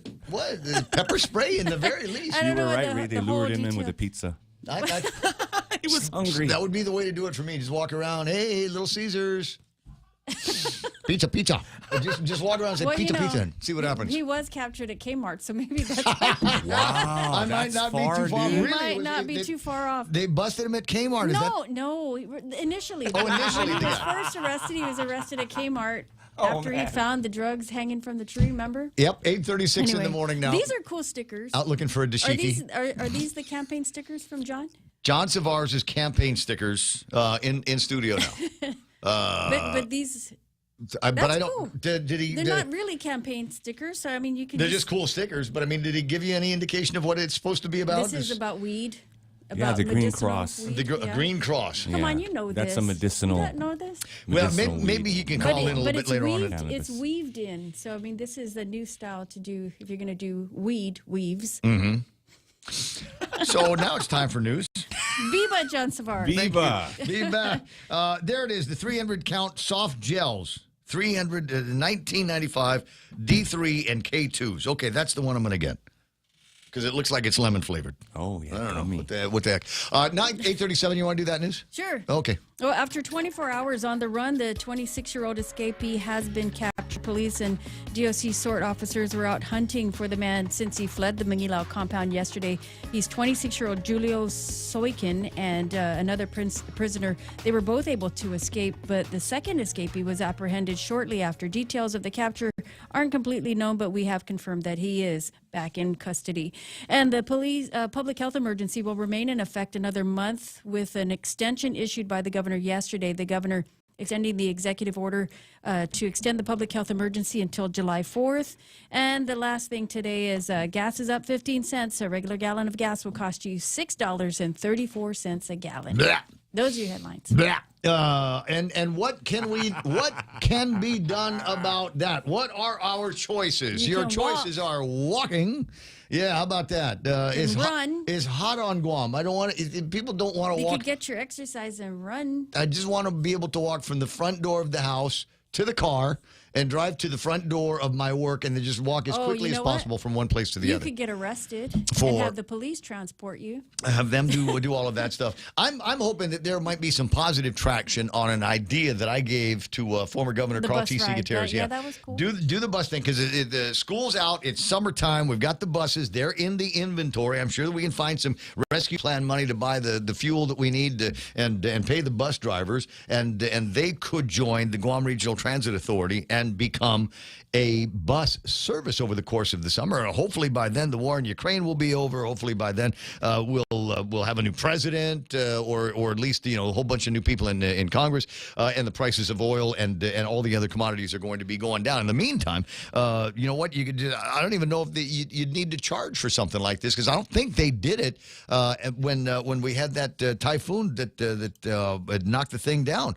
And I have a picture of that. I think it's Dennis Larson that sent me a picture of the scene over at the Guam at the port when all of that happened. Yeah, there it is. There's a picture of that's what it looked like. It was right after the storm, and when the storm winds blow away and the rain went away, but there was a fire over at the port. Boom! And from that moment on, it was unsafe to do anything other than just to make sure that the fire was out and all the rest of the fuel that was in and around that area was safe. And for a lot of people, it wasn't whether you could afford gas or not, whether it was available or not. The smart money, smart people did what I told them to do, and that is put gas in the car. I was the only one that didn't take my own advice, and so when the dust finally settled on the storm, I had maybe, I don't know, a third of a tank of gas, and that had to keep me going until things got better. I started, there was carpooling back and forth, so I could do that and still get to work and do the radio thing, but that was not an option for a lot of people, so lots and lots of people started riding an ad hoc bus service that they put together. You go make your way over to the mayor's office, and there might be some mayors old enough to remember this now. Make your way to the mayor's office, and there was a bus, and it would take you to a central location, and you could grab another bus that would take you someplace, and another bus that would bring you back, and eventually you're back at the central location, and okay, let's go back down to my mayor's office. And if you could walk from wherever you live to the mayor's office, and a lot of you can, or ride a bike and lock it up there or something like that. That was the way folks were getting to work back in those days. 841 on the radio. It's something that, according to Carl, he run it up the flagpole, and it was received positively, which is meant to say he didn't say it was my idea. Because if he'd have said, Ray Gibson called me and told me about this brilliant idea. Frankly, it sounds like something I'd do. Okay, love you. Have a good weekend. And they'd go, oh, it came from him? Forget it. My greatest idea in the whole wide world. But if it comes from me, in no way in hell they're going to do it. So don't tell them, oh, yeah, I heard Ray Gibson talking about that on the radio. Because otherwise it won't come true. 20 away from 9 o'clock in the morning. Plenty left in the Ray Gibson Show. Lots that I haven't talked about, including what the next shortage could be, might be, is possible in the look that people are giving some of the commodities that we've got. Will it impact us here on Guam? I don't know. But lots of stuff does, so stay there. As part of our ongoing commitment to keeping you connected, GTA is proud to participate in the Affordable Connectivity Program. The Affordable Connectivity Program, or ACP, provides eligible households with a $30 credit toward internet or mobile services. And now, if you qualify for ACP, you can get internet for as low as $28 a month. We're making it simple for both new and existing customers to apply this credit toward GTA internet and mobile services. To see if you qualify, visit gta.net. GTA, we start with you. Start your day with BK's new Cheesy Breakfast Melts. Our Cheesy Breakfast Melts feature your choice of sausage, bacon, or ham, layered with fluffy folded eggs, 2 slices of American cheese on toasted round bread. Make it a meal with hash browns and a brewed coffee or OJ. Get your hands on the new Cheesy Breakfast Melts, now available during breakfast hours, 6:30 a.m. to 10:30 a.m. every day for a limited time only. BK to Mon Bay, Hagåtña, and the airport. BK, your way.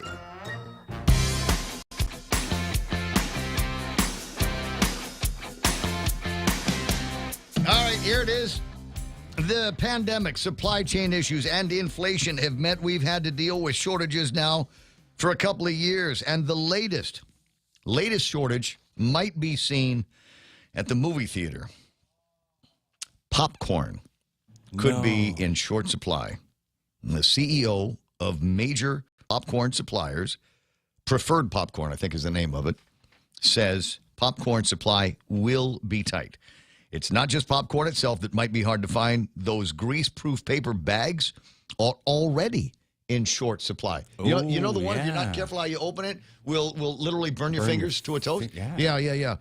Those are in short supply. Some chains are returning to reusable metal or plastic containers instead. Problem at the foundation of this issue is convincing farmers to create enough corn rather than switching to or sticking with a different, potentially more lucrative crop like soybeans. Those supply issues are compounded by an ongoing national trucker shortage, which continues to cause shipment delays across U.S. consumer goods supply chains. So all kinds of things at play. We're just not growing as much corn as Mr. Wustig would like us to see. And even the corn supply that we are getting is stuck in the silos because we don't have enough trucks in the country to be able to take them to the next step in whatever the distribution is supposed to be looking like. So is it possible, if you could not eat popcorn in the movie theaters, what would you eat? What could we exchange that with?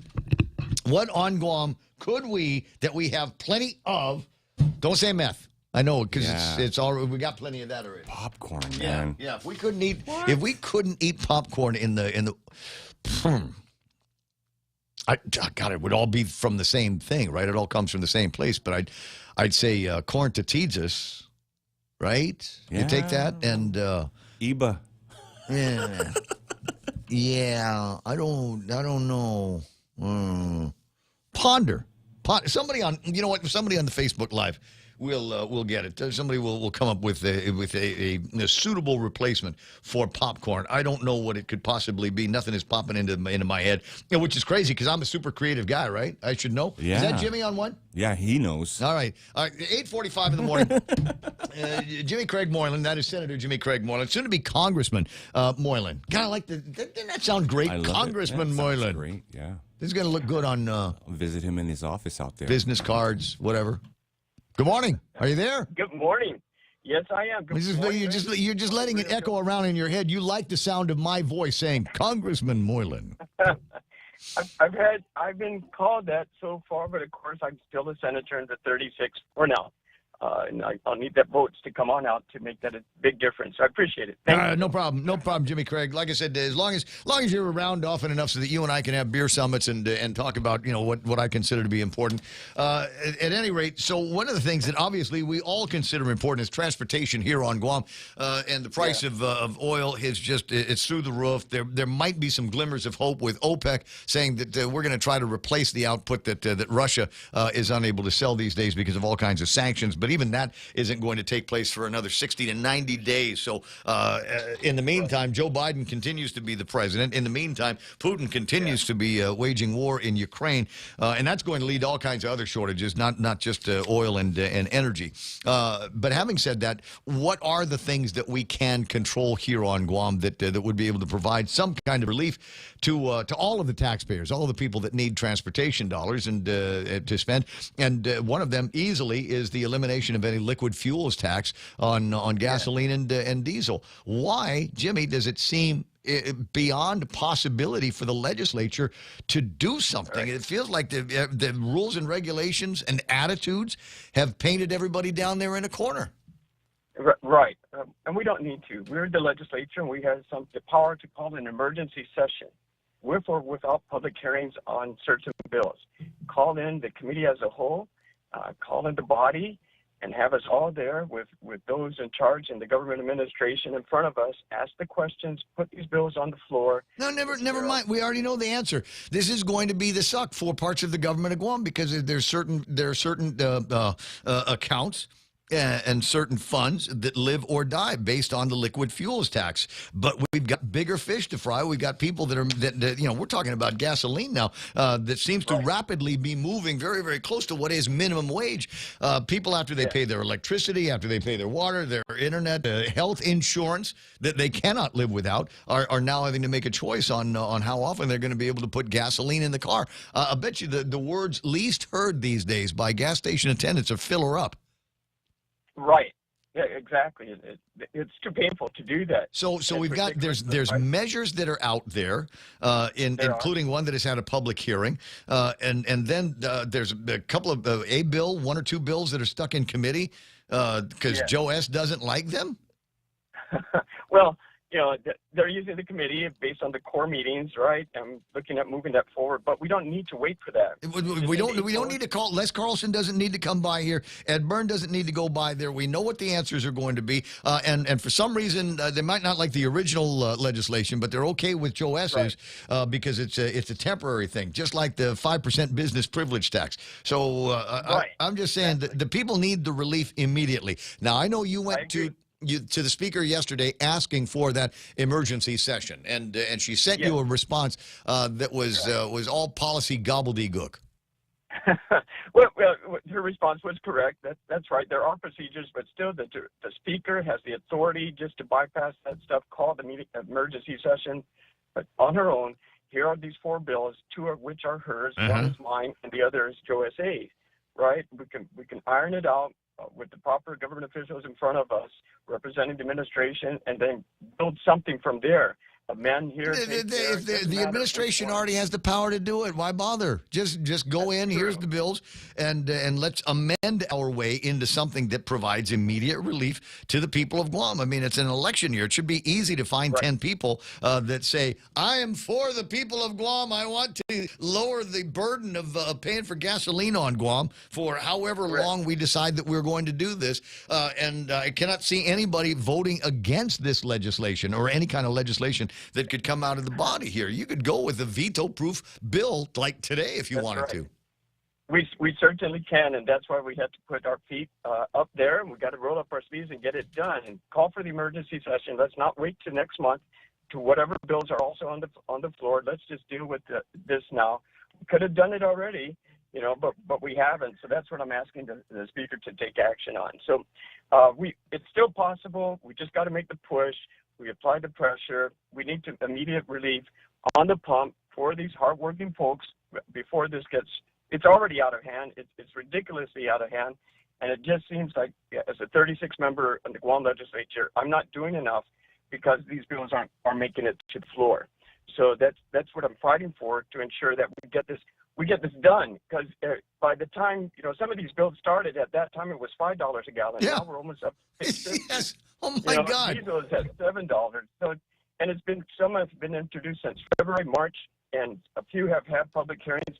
But we should have had it on the floor. We've seen other bills move a lot quicker from out of committee onto the floor, but this should take priority. And that's what we need to happen. Normally, I'm not crazy about a reactive legislature, but in this case, this is something that affects everybody on Guam, and it is going to have an impact on the cost of goods that are moved. There's a ton of wholesalers, guys that I talk to, that say that they're holding their breath, hoping that the oil prices go in the other direction, because they get at the warehouse, they get their goodies, and then they got to go out to all of the different stores and the merchants, and those deliveries are costing more money to them because the price of the fuel to move them from the warehouses to the stores and the merchants are going up, and they just can't eat that cost anymore, and they got to figure out how to pass it on. I agree, and the government has us under budgeted, right? We have over $87 million above the appropriate amount that was put out in our funding, right, in our budget process. Why do we have all this money and we can't get some sort of relief at the pump for the consumers. It's not going to break the bank of the government of Guam when you're over $87 million over a projected amount of revenue for that fiscal year. That's ridiculous. Well, right? how much money do we make on liquid fuels tax in any given year anyway? Was it $11 million? Yeah, close, and then the BBT maybe six to eight. The government can afford it, and that money would help everybody just get to go buy their groceries, get to go to work, get to drop their kids off at the grocery store, help the wholesaler deliver their products to keep the price low. Yeah. So it's just going to come on back and recirculate within the general fund by helping the people circulate this. So you're right. Just trying to figure out it's like you and Therese seem to be the only ones working on it. We got Joe S. Like I said, he's got his own version of a measure that would be temporary, and I don't know why we would make something like that temporary unless we want to go back and recover those funds at some point. But I just don't see anytime very, very soon a break on the price of gasoline. So in my mind, it kind of 6 of one, half dozen of the other. It will get eaten up. Whatever break we give the consumers today will probably get eaten up by a price hike in gasoline and diesel in a couple of weeks. But at least for now, they would be getting some kind of break. I don't know what the answer is going to be. It just feels like the folks over just you and Therese are the only ones that seem to be sitting on the same side of the table as the rest of the taxpayers.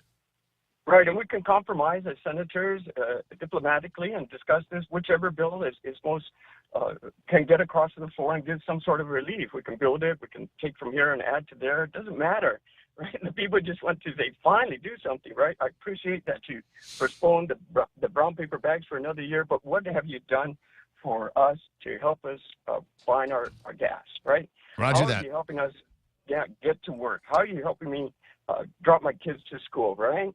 I need gas.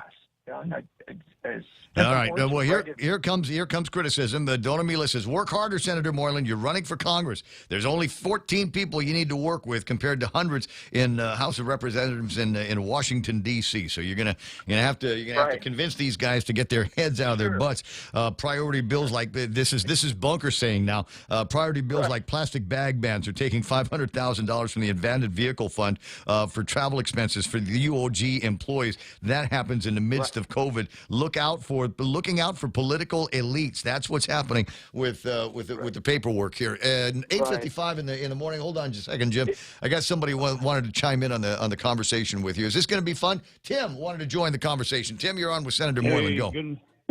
Good morning, Ray. We got like 5 minutes left on the conversation here, so let's go straight to the point. What would Jimmy feel about nationalizing gasoline on Guam? And I bring this up because I just want to hear the sudden rush of ambulances flying to all the major gas companies' headquarters on Guam, and just hear those sirens going off. Describe what I think I know what you mean by Tim. I think I know what you mean by nationalizing. But for the benefit of everybody else, give me a quick description of what exactly that would entail. Okay, well, nationalizing would be extreme regulation of a particular item or industry by a government or regulatory body over the producers or distributors of that such product. Some forms, actually, the government actually takes over the distribution and allocation of those products throughout the country or the area in which they're talking about. Now, I say that just because I want to give them a heart attack, but what I really like to talk about is FIFO, first in, first out. We all know that the oil companies and the gas companies on Guam have been raising the prices based on how oil fluctuates in the market. But the truth of the matter is, I don't see a tanker of oil pulling into Apple Harbor every time or the day before the gas prices increase at the pump. So they're not buying the oil at the price that the gas is the oil is fluctuating at.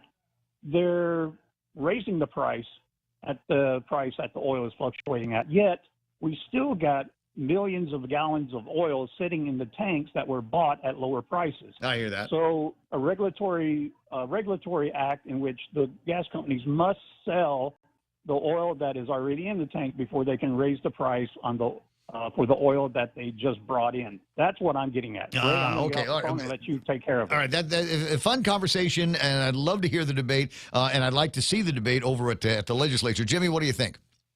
All good suggestions, and this is congressional, what he's mentioning. Everything should be put on the table. I wouldn't discredit any possibility of correcting things, and this is why I want to be there as well.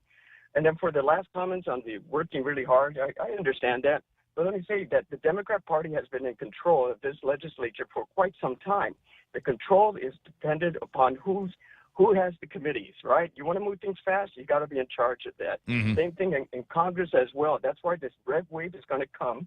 And if you want the people of Guam to have be in the right position with the right person, the red wave will show us, right? That's how you get things done. Well, the thing is, the Republican Party needs to do a better job of asking that question in a loud and repeated way. Are you better off today than you were 4 years ago? Are you better off today than you were 2 years ago? Are you more comfortable going around Guam after dark in this day and age where it seems to me we've got people that are either with the crazies or they're just chronics all the time because they're on crystal methamphetamine? Are you comfortable leaving the car in the parking lot and knowing that it hasn't been broken into in the middle of the night? Are you comfortable with the prices that you are paying for virtually every single commodity here on Guam where it is? And if you are unhappy with it, the people that you need to take that out on are the people that are sitting in quote halls of power right now, Adelup and the legislature. Yeah. I'd even throw the courts into this mix here, and they have all been run essentially by the same people. I think it's time to make that change. Man in the Mirrors, old Michael Jackson tune. But it's everybody. Think about everybody else. I don't disagree with you, and that's a point that I think we need to belabor here as members of just taxpayers here on Guam. My life as it was compared to where we were just 2 years ago. Just 2 years ago, 2019. Is it possible that Kenley and Guerrero was right? That was the best it was ever going to be. We had it all. We were kings, and now it feels like we're slaves in our own country. It's 9, Jimmy. I got to break away because Fox News. All right. I'll see you this weekend, I hope. All right, I will. It's stand by now. Here it is, the latest. To address the nation on gun violence about a half hour from now, Press Secretary Karine Jean-Pierre says the president's team has been pressing for change for the past year and a half. Expand background checks to keep guns out of the hands of criminals. Renew our ban on assault weapons and high-capacity magazine. Pass a red flag law, which, by the way, is being talked about, right, in Congress. She adds the president is encouraged by the action he's seen by lawmakers in the past couple of weeks, though some Republicans say new laws won't stop mass shootings. Louisiana lawmakers have converted a bill that did away with the need for permits to carry concealed weapons into one allowing trained teachers and school administrators to carry guns on campuses. It's not clear if either concept will survive the legislative session, which ends Monday night. The White House says it's ready if COVID cases surge this summer. Because of prior funding, we purchased a decent amount of both vaccines and therapeutics, and so I'm very confident that whatever happens this summer, we will have enough tools, tests, treatments, vaccines to get us through the summer.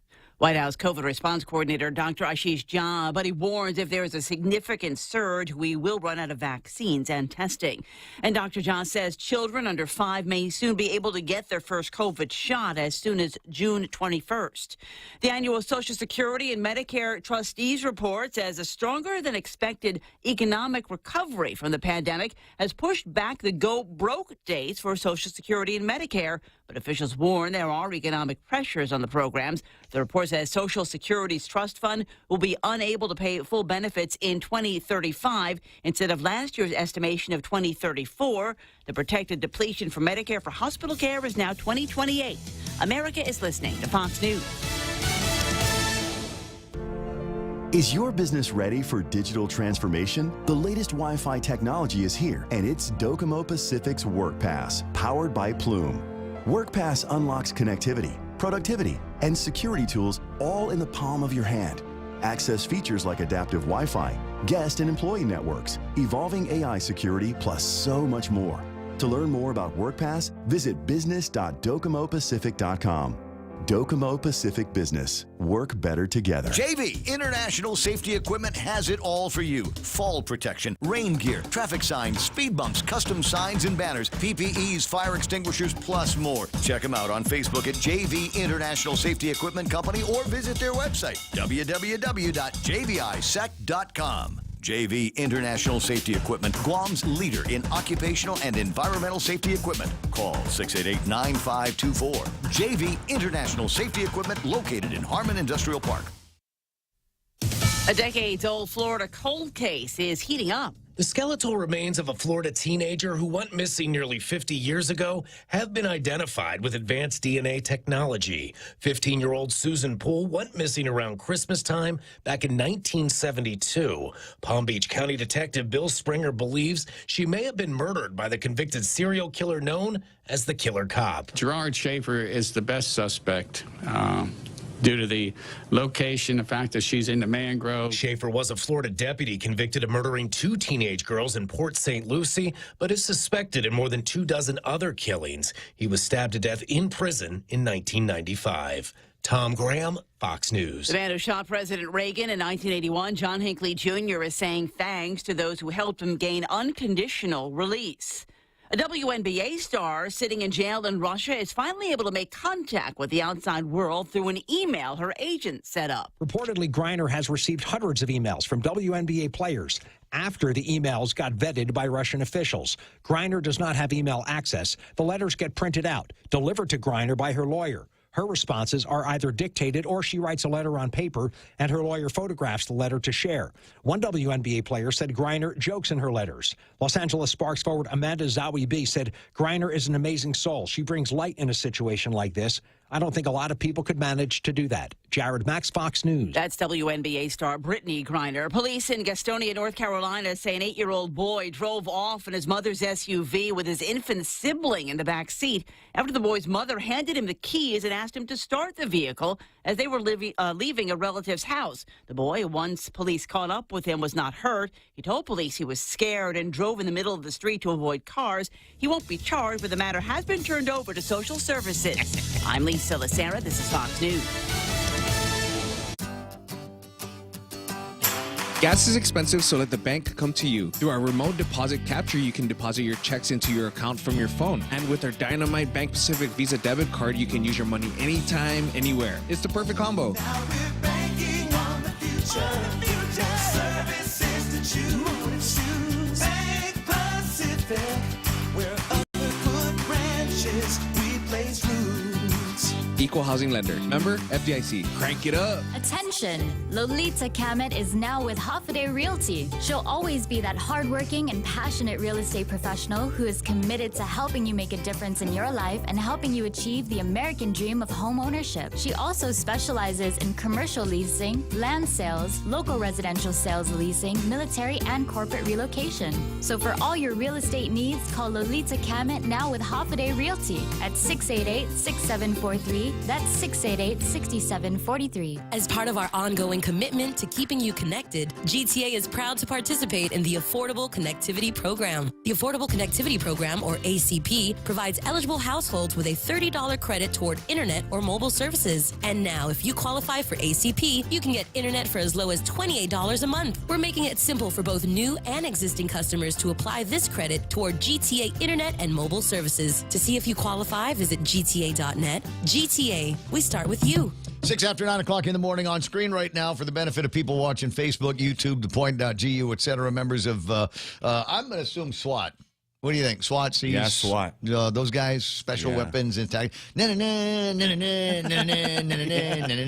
think they play that song when they finally go, hit the street? I hope they do. Right? I would be, big, loud, and proud. They got theme music, man. It's like this guy I know. It's a black friend of mine, and when I see him on the beach, and I got good vision, so I can see him when he's walking towards me on the beach. I go to my playlist and I start playing the theme from Shaft. I bet he loves it. Yes, he does. He absolutely does. Coolest black guy in Epal Beach, absolutely. And Tumont. Anyway, so there's a picture of the dude, yellow hair. It's not yellow. It's not, right? It's not carrot. Is it rust? I don't know. It's like red rice here. It's got the same. Red It's rice. got the same color. It's red rice, but it's not red. It's not. It's kind of orangey hair that the kid has got. Anyway, so we are confirming now visually that he is now in the custody of the authorities. Just in time for lunch. And just he's going to make it. What Espanol? Is it Pac-Man or Espanol? Is it something that will match my hair? We'll find out. We'll find out what additional charges are going to be levied against him for having broken out of the prison and ticking off the police. 7 after 9 o'clock in the morning. Ray Gibson Show brought to you by APL American President Lines, a global presence with a local home. It's also brought to you by the sweet team over at Subway Eat Fresh. And they've got a thing going on right now. It's called the Eat Fresh Refresh. And the idea here is they'll take all of the components that they've got in the regular Subway sandwiches and go, how can we make this better? How can we incrementally, Kaizen, if you will, make this a better sandwich? And so they were looking at the roast beef and said, let's start using Angus roast beef in this. So it'll make a great sandwich on its own, but you can have it with ham and turkey and that kind of thing. Or just, like I said, it's on its own. Have that. Put some cheese on top of that, slabs of cheese, and your favorite vegetables on that multi-grain bread. I may be talking myself into lunch right now over at Subway. Morning talk that matters. It's the Ray Gibson Show. Call now, 888-TALK. That's 888-8255. Now, here it is, the high point. This is it. Last 55 minutes, 53 minutes of my work week. After this, I'm going to concentrate on lavishing myself with pleasure. As soon as I possibly can, in the form of my favorite weekend drinks. Oh, yeah. And hanging out with my favorite weekend people, as a matter of fact. And avoiding any kind of stress whatsoever, which means I'm not going anywhere near a gas station. I think my big stressor right now is just the heat. And I don't know if it has it always been this hot and I just didn't care? Or is it just, the combination of the heat, and I'm not using air conditioner because it's so bloody expensive right now. I just sit there in my own sweat. And that's inside the house. Then I go outside, and it's usually maybe a degree or two better outside, which is fine. I've got enough outdoor activities to keep me busy over at the place, a little gardening, maybe some yard work and that kind of thing. So I've got all of that stuff to do. And I think, to the degree that our working hours are shifted from like yours. We get to work here. I'm at my desk at 5. Real Joe's here sometimes at 2:30 in the morning doing what I have no idea. But the fact is that he's here and doing these kinds of things. So our work time is off kilter from everybody else's. So while you're still at work with work air conditioner, we're already at home with air conditioning that we have to pay for ourselves. And I tell you what, it's getting tougher. I was looking at a shot that Tattoo Shauna sent just a few days ago, and it's a picture of her power bill, $500+ for electricity in this town. Our houses aren't that big. It's $500. I mean, what stores ought to be paying for electricity? Big government of Guam offices. Like, it should cost more than $500 to cover the electricity, and I don't know, rev and tax. But at your house, in your 1,200 to 1,700 square foot house, $500? Is the air conditioning that much? Is the refrigerator running? Is it that much over there? So that's probably going to be part of the stress thing that goes into my head. But I'm going to find some groovy people that likewise will want to lavish me with pleasures and trinkets all weekend long as well. 9 in the morning. Items in the table of contents that I don't know that I've gone over. And then there's actually a lot. There were a couple of things that I recalled that were early in the week that I didn't talk about. It makes me laugh.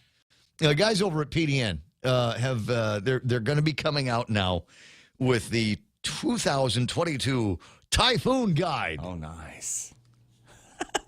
Okay, one of those. The idea came from somebody in the sales department because they're looking. We need to get some insurance company money. We'll just do a Typhoon Guide. Now I'm saying Typhoon Guide because they said Typhoon Guide. Trust me, I'm not calling that demon. But it's always kind of amusing when you see these things. They come out there with the Typhoon Guides, and there's arguably a lot of fear porn in there. But the rest of it is just kind of common sense information, isn't it? Where you go, okay, the wind's going to blow hard. Put your shutters up. Okay. You might have problems with water. Okay, fill the tub, find a bunch of containers, and get all of that stuff in there. I've got a couple that I've added to the Ray Gibson typhoon preparedness list, which is wash every stitch of clothes. Because if there's no water and there's no power and you're looking at having no clean clothes for work or playing, you will thank me for this a little bit later on, because your only alternative now is to go to the laundromats. And let me tell you, I'd rather do an overnight at the Dededo skate park or a Friday night at Paseo than stand in line waiting to do my laundry at a laundromat. I'll go buy new clothes if need be, but I ain't doing that laundromat thing.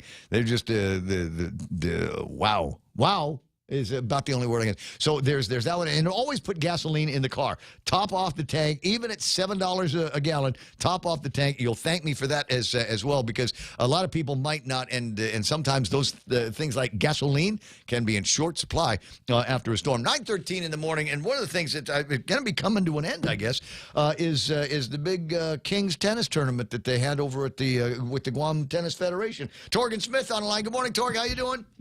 Hey, no, not coming to an end. No, It's okay. Week 3 of 4. Okay, One more week to go. Okay, all right. So I'm not pushing. I'm pushing a little bit too fast. Okay, No, week but why are 3. you talking about storms? Because nothing. Don't worry about it. You're in the generator business. You want there to be a couple of storms here and there. Not right now. No, not now. We got the tennis tournament going on. All right. Speaking of tennis, though, how about Rafa in the game against Djokovic at the French Open? Do you see any of that? I just saw some highlights and things, but yeah, it was a great match. And It looked like watching I'm watching personally you happy in your prime there, buddy. That was. I'm looking at some of those moves, going, that's Torgan Smith. Circa 1986. Fun fact: I played at the Roland Garros. What's that? At the ITF delegates tournament. Yes. In 2013, I played at Roland Garros. Nice stuff, though. Nice. And I won the tournament, so I'm undefeated, just like Rafa. Then what a great way to celebrate. Rafa, it's actually Rafa's birthday today. Really? Yeah. I mentioned that a little bit earlier today. He is 36 years old, just like us. All right, Torgan Smith from the Tennis Federation on the line. As you said, week 3 of 4 weeks of incredible play. I know that there's a write-up in there, but I thought it'd be more fun to talk to you about it. So what can people expect this weekend? So this weekend we've got we actually got the quarterfinals today for the singles and the semifinals for the doubles. And then tomorrow we're going to have the semifinals for the singles and the finals for the doubles. And then Sunday we have the men's singles final. And then we start the qualifying for the next week, which qualifying will go for 2 days, and then we're back into the main draw on Tuesday again. All right. Is it all the same guys? A lot of the same guys. There's a couple. There's 3 or 4 new guys. One guy, Colin Sinclair, is a Saipan player, and he's going to be the 6th seed. He's going to play for Saipan in the mini games. Well, I was going to say that mini games are that's the next big deal. Is a whole bunch of athletes from here going up to the CNMI for the mini games, and I'd imagine that there might be some actual tennis play that goes up with the mini games as well. Yeah, and Colin's going to be the defending gold medalist. He played in college, and he's got a pretty high ranking in the 400 in the world, I think. So because it begs the question, what's he doing up in Saipan? Well, he was born in Saipan. Yeah, and then I think he was there for his younger years, and then he trained his tennis in Brisbane. Right. And went to Cornell in New York for college and really honed his skills there, and then went on to play the pro circuit. And then coming back home, there's something special about that.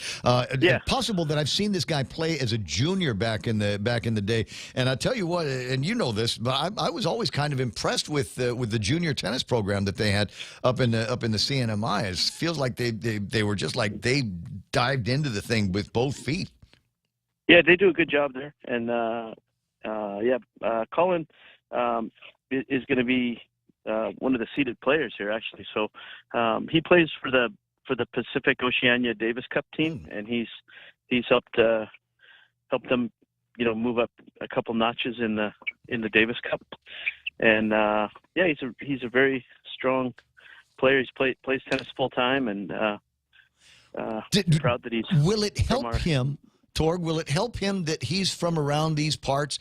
And we talk about this virtually every single time, and it's in my head with the kind of weather that we have had lately. Not a whole lot by way of breezes to push the balls around on the court, but golly, it has been hot. Do you think Colin's got a built-in advantage because he's acclimated already? Well, he's been playing on the tour, so he hasn't been around here much, but he may have that in his roots, so hopefully it'll help him. Could be. He knows the weather and stuff, but he hasn't been. He's not really acclimated because he hasn't been here. But he'll be. He should be able to remember it, and maybe have the muscle memory. Oh yeah, it's hot. It's hot in the Marianas. That's what it is. 9:18 in the morning, and then there's this. How can my viewers and my listeners go and participate? I mean, not necessarily participate unless you're really, really, really good at tennis. And we never heard of you before.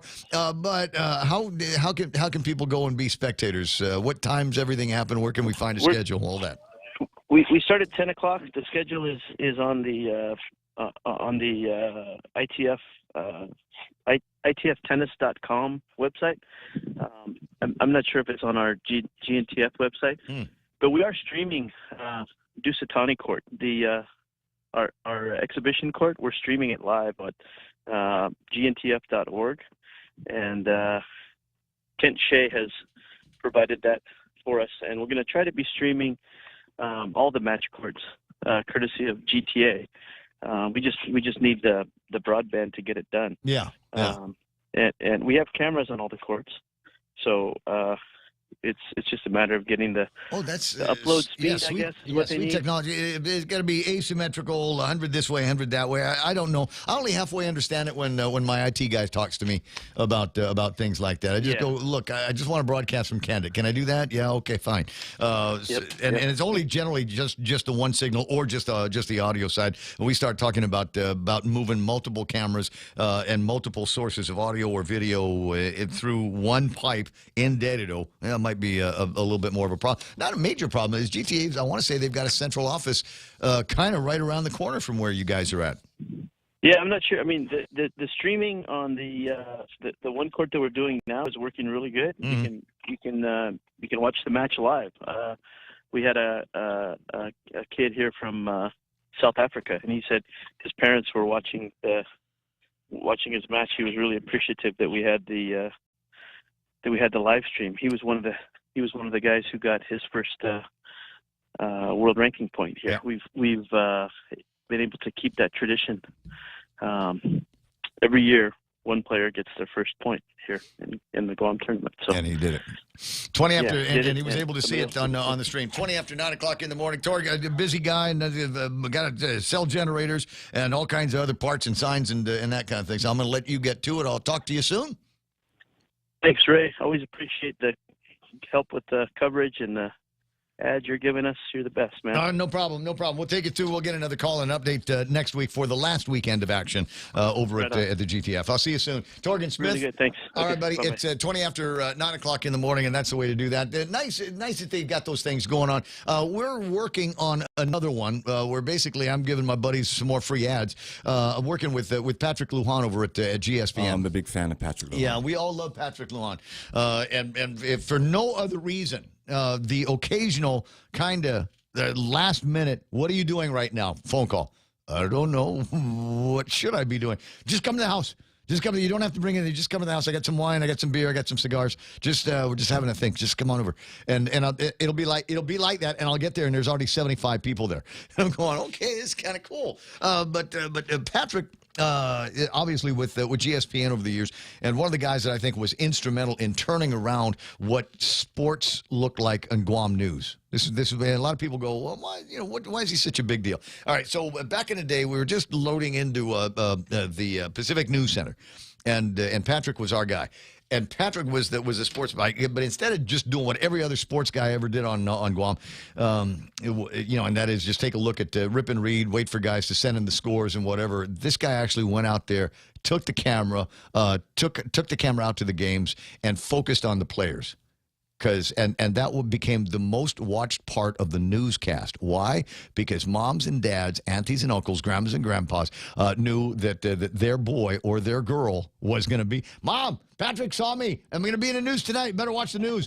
And the viewership went to absolute gangbusters. And as it turns out, he knew all the coaches. And over time, you get to know all the players as well. And so I thought he did an outstanding job. A lot of people have come and gone and have done about the same thing, but differently. But nobody was able to capture it the same way that Patrick Lahan did. Sorry, that's old school media talk on the radio. New school is that Brother Pat and I and others recognize that what they did to the kids by splitting up the IIAAG as private schools versus public school, or, private schools in their own lane, public schools, et cetera, in their own lanes, and the two of them never meet. I think that's a sin. I think that was a travesty.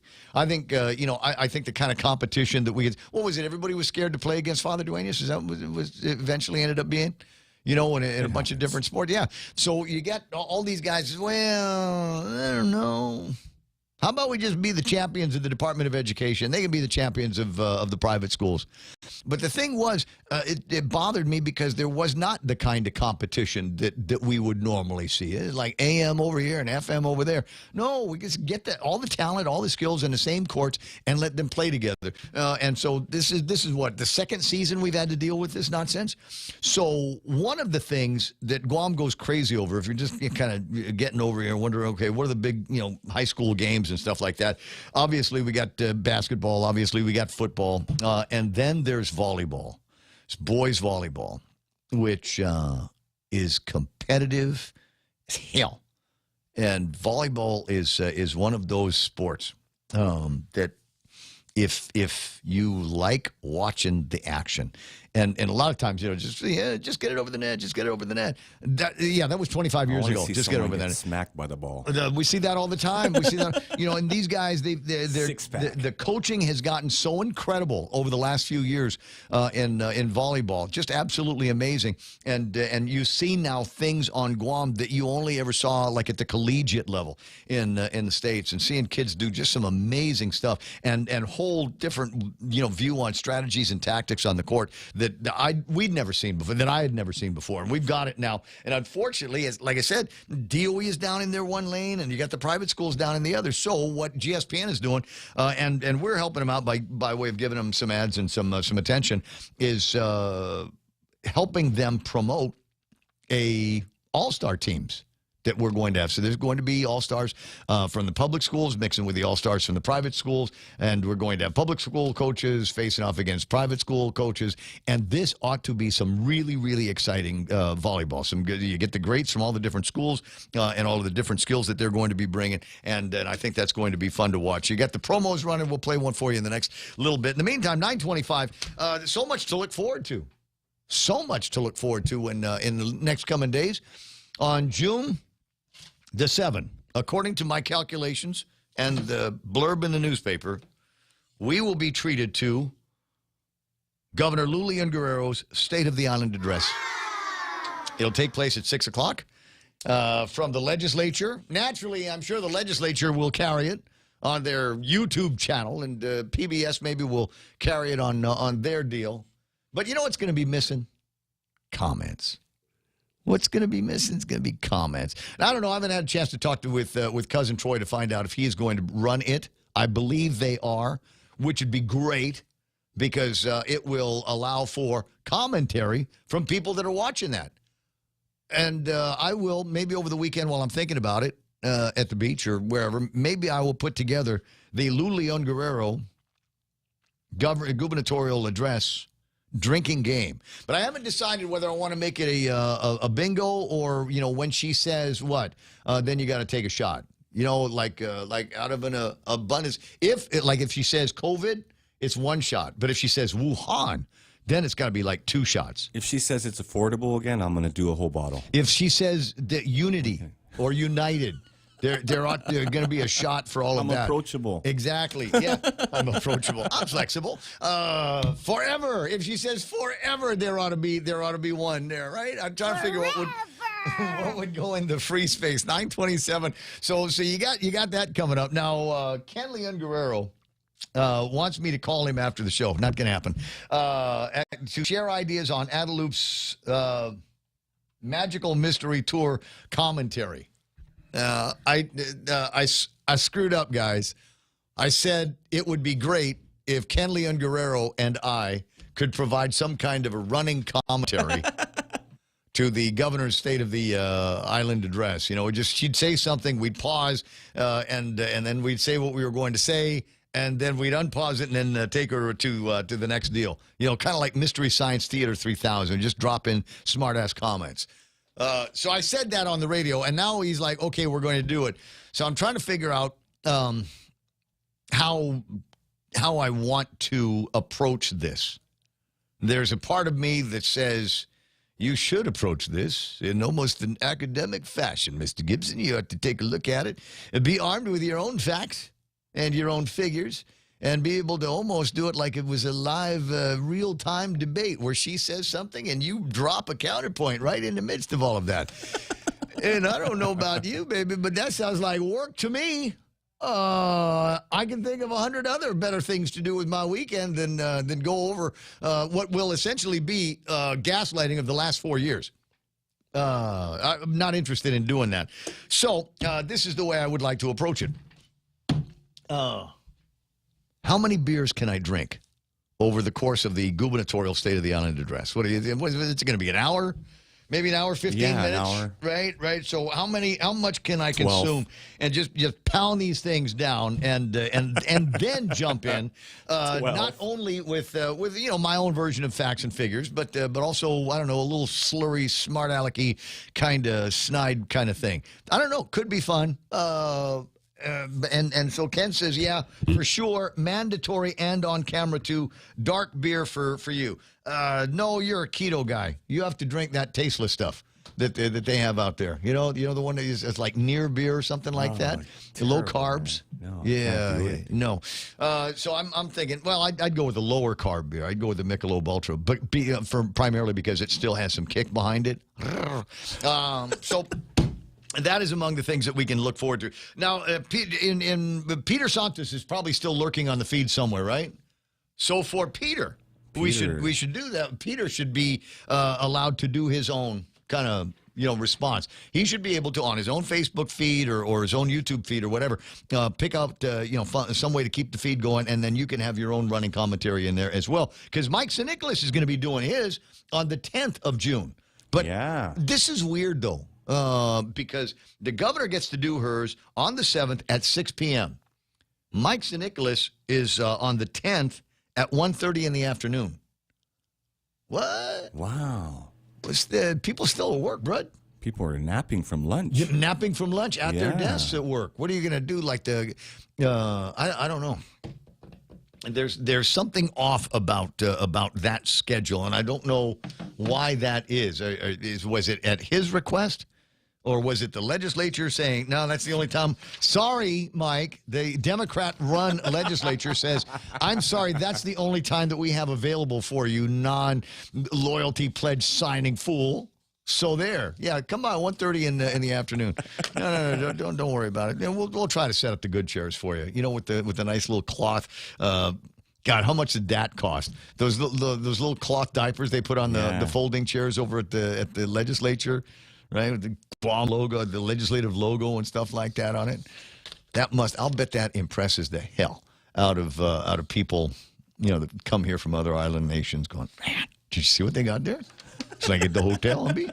At any rate, still and all, we'll watch them and see what the results are going to be. I just keep holding my head out going, this is all going to be just gaslighting. And maybe even a little bit, to a degree, maybe some gaslighting from Mike St. Nicholas as well. Thank you for the federal funds and all of that. I can never tell when the guy's in town. It just kind of, all of a sudden he's in D.C., and we get him in real time over there. Sometimes he's like here on Guam. I don't know what it is, but I think there's going to be more Michael St. Nicholas sightings here on Guam because the guy has got to run for re-election. Not re-election, but for the run for the governor's office. 888-825-5888-TALK is my telephone number. It's 932. And one of the other things that How much is your life changing? I don't want to say changed. Changing. As I said, I sit around, I get stressed about the power bill. I get stressed about the price of gasoline. I get stressed on the impact that has on the people that keep the lights on in this business. Not just the employees, but our advertisers. Advertising is an expense for a lot of guys. And they're saying, okay, well, I can pay to have you talk about my shop for 30 seconds on the radio, or I can put gas in the car so I can deliver my stuff out in town. So people making decisions. And I worry about those kinds of things. I don't want to say I'm anxious about it, but, it's one of those itches that you try to scratch from time to time. But are you actively changing? Is there something that you thought you would be doing, say in June of 2022, summertime? Right? We're all working on our summer bodies. You can send me pictures of yours, ladies. But anyway, we're all working on our summer bodies. Some people, like Mark Mendiola and his kids, talking about wanting to go someplace. I got a Twitter conversation with a friend of mine yesterday, and she was asking me what I knew about going to the Philippines. And I said, baby, it changes about every 20 minutes. So, get with the attachés and the what do you call it? Golly, what do you call? I'm having that senior moment again. The consulate. Get a hold of the guy at the consulate and find out what they say is happening for foreign nationals or even Filipino nationals to go back to the Philippines, because it changed just on Saturday. So I don't know what it's going to be. She was asking, and I can reveal this part of the conversation. She was asking if I had any unvaccinated friends that have gone to the Philippines, and what did they have to go through when they got there? And I wrote back to her, I said, I don't know any unvaccinated people that have gone anywhere. Never mind the Philippines, just anywhere. Because I don't know that there's a whole lot of places that are open for business for us unwashed and unclean, heathen, savage, unvaccinated people. I know in the Philippines, there's a whole lot of stuff that's closed, and I know there are lots of places where they still make you wear your mask, and there's lots of places that they won't even let you in unless you show your vax card. They're twitchy about that out there. So I don't know whether that's... I'm trying to get her to go to Saipan. Wouldn't that be a fun trip? Because I think in Saipan, you can just go get on the airplane, fly up, and then we're good to go. And then there can be frolicking in somebody else's town and drive around and rent a car, stay in a hotel, do that kind of thing. If you just need the feel of getting on an airplane and going somewhere, 35 minutes away, buddy, 40 minutes by fast jet, and we could be in Saipan. 9:35. What's that? What are we doing here? Lonnie Solis on Facebook Live. True, Ray. Are we comfortable? Time to make that change. Oh, that's an offshoot of a conversation that we had last hour with Jimmy Craig. Republicans, if you want a red wave here on Guam, you're going to have to earn it. You're going to have to rebut all of the statements that are going to be made at this upcoming gubernatorial address over at the legislature. And you have to ask, are you better off today than you were 2 years ago? Are you better off today than you were 4 years ago? And some of the answers that we're going to hear are, yes, I am better off today than I was 4 years ago, because now I live in Arizona, where I can buy gasoline for $4.50 a gallon, where I can buy a gallon of milk for $3. Yeah, it's a whole lot better. I got sick. I went to a real hospital and was seen by real doctors. And my kids now are going to real schools with bathroom doors that are made out of wood, not old Korean Airlines blankets. Yeah, I'm in better shape. Thanks very much for asking. But getting back to the topic that I was playing around with in my head, what did you have planned that you're not going to do? It's June. How's this? Is there anybody out there that was planning a wedding in June here on Guam? Yeah, found the perfect girl, perfect guy. No attitude. Macris was talking about allergies, and somebody asked me once, Ray, what are you allergic to? I said, chicks with attitude. Chicks that just want to fight, like all the time. I digress. But how many of you were planning something like that? A trip off island with the family, getting married, and all of a sudden you're looking at, it was already an expensive proposition. The idea of getting married, all of the things that you need to put into it, But and if you've decided against doing it because of all of the added costs, guess what? You're not alone. Many couples during at the beginning of the pandemic, a lot of couples were forced to delay their weddings or not to have them at all, with weddings seeming to be back in a semblance of normalcy for much of the population when it comes to virus concerns. Soon-to-be newlyweds are facing other issues like rising prices on goods and services all over the place.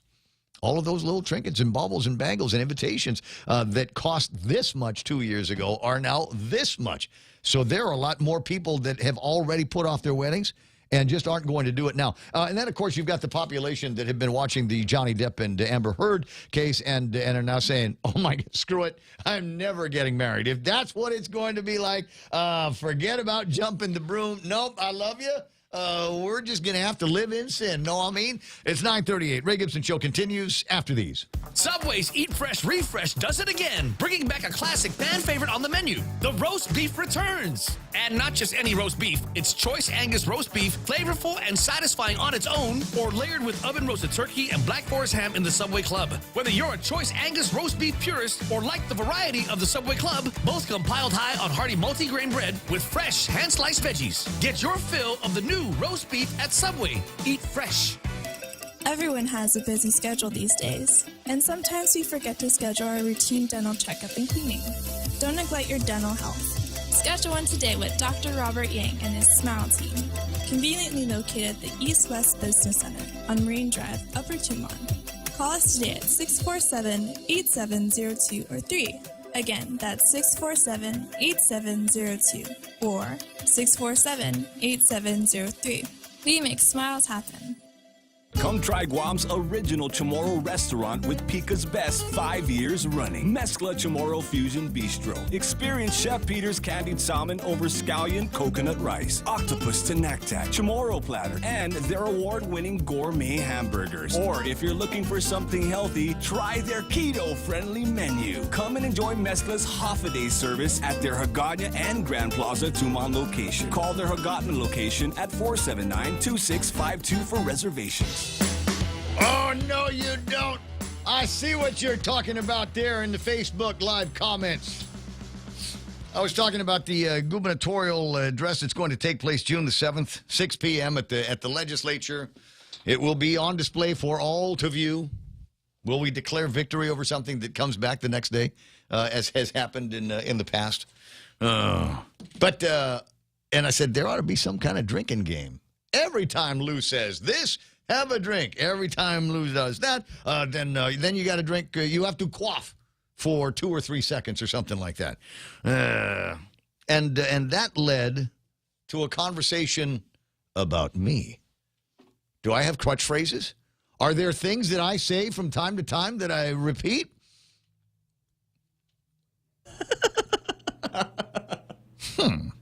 Wait a second, hold on. You know, Ray, for all intents and purposes. So, do I say that a lot? No, I'm just... At least you don't say at the end of the day. No, I try not to. Thank you for that. Yeah, man. Colin Clark. You for that. Colin Clark says, we'll play along with you, Ray. Bottoms up every time you say, what's the word? What's that word? You mean consulate. That's the word you're looking for. What's that movie? Oh, Shawshank Redemption. That's we just always have these little places that we can kind of duck into. Dennis Benzer says the Ray Gibson Show drinking game. Every time Ray says, for all intents and purposes, take a drink. Every time Real Joe laughs, take a drink. When Ray says sarcastically, out of an abundance of caution, you have to drink for 3 seconds. And if I mention Wordle, If I mention Wordle, go ahead and finish your drink. That's the way we're going to play the Ray Gibson. Mike Grace Boss says every time Lou blinks, Balatsu big time. Absolutely.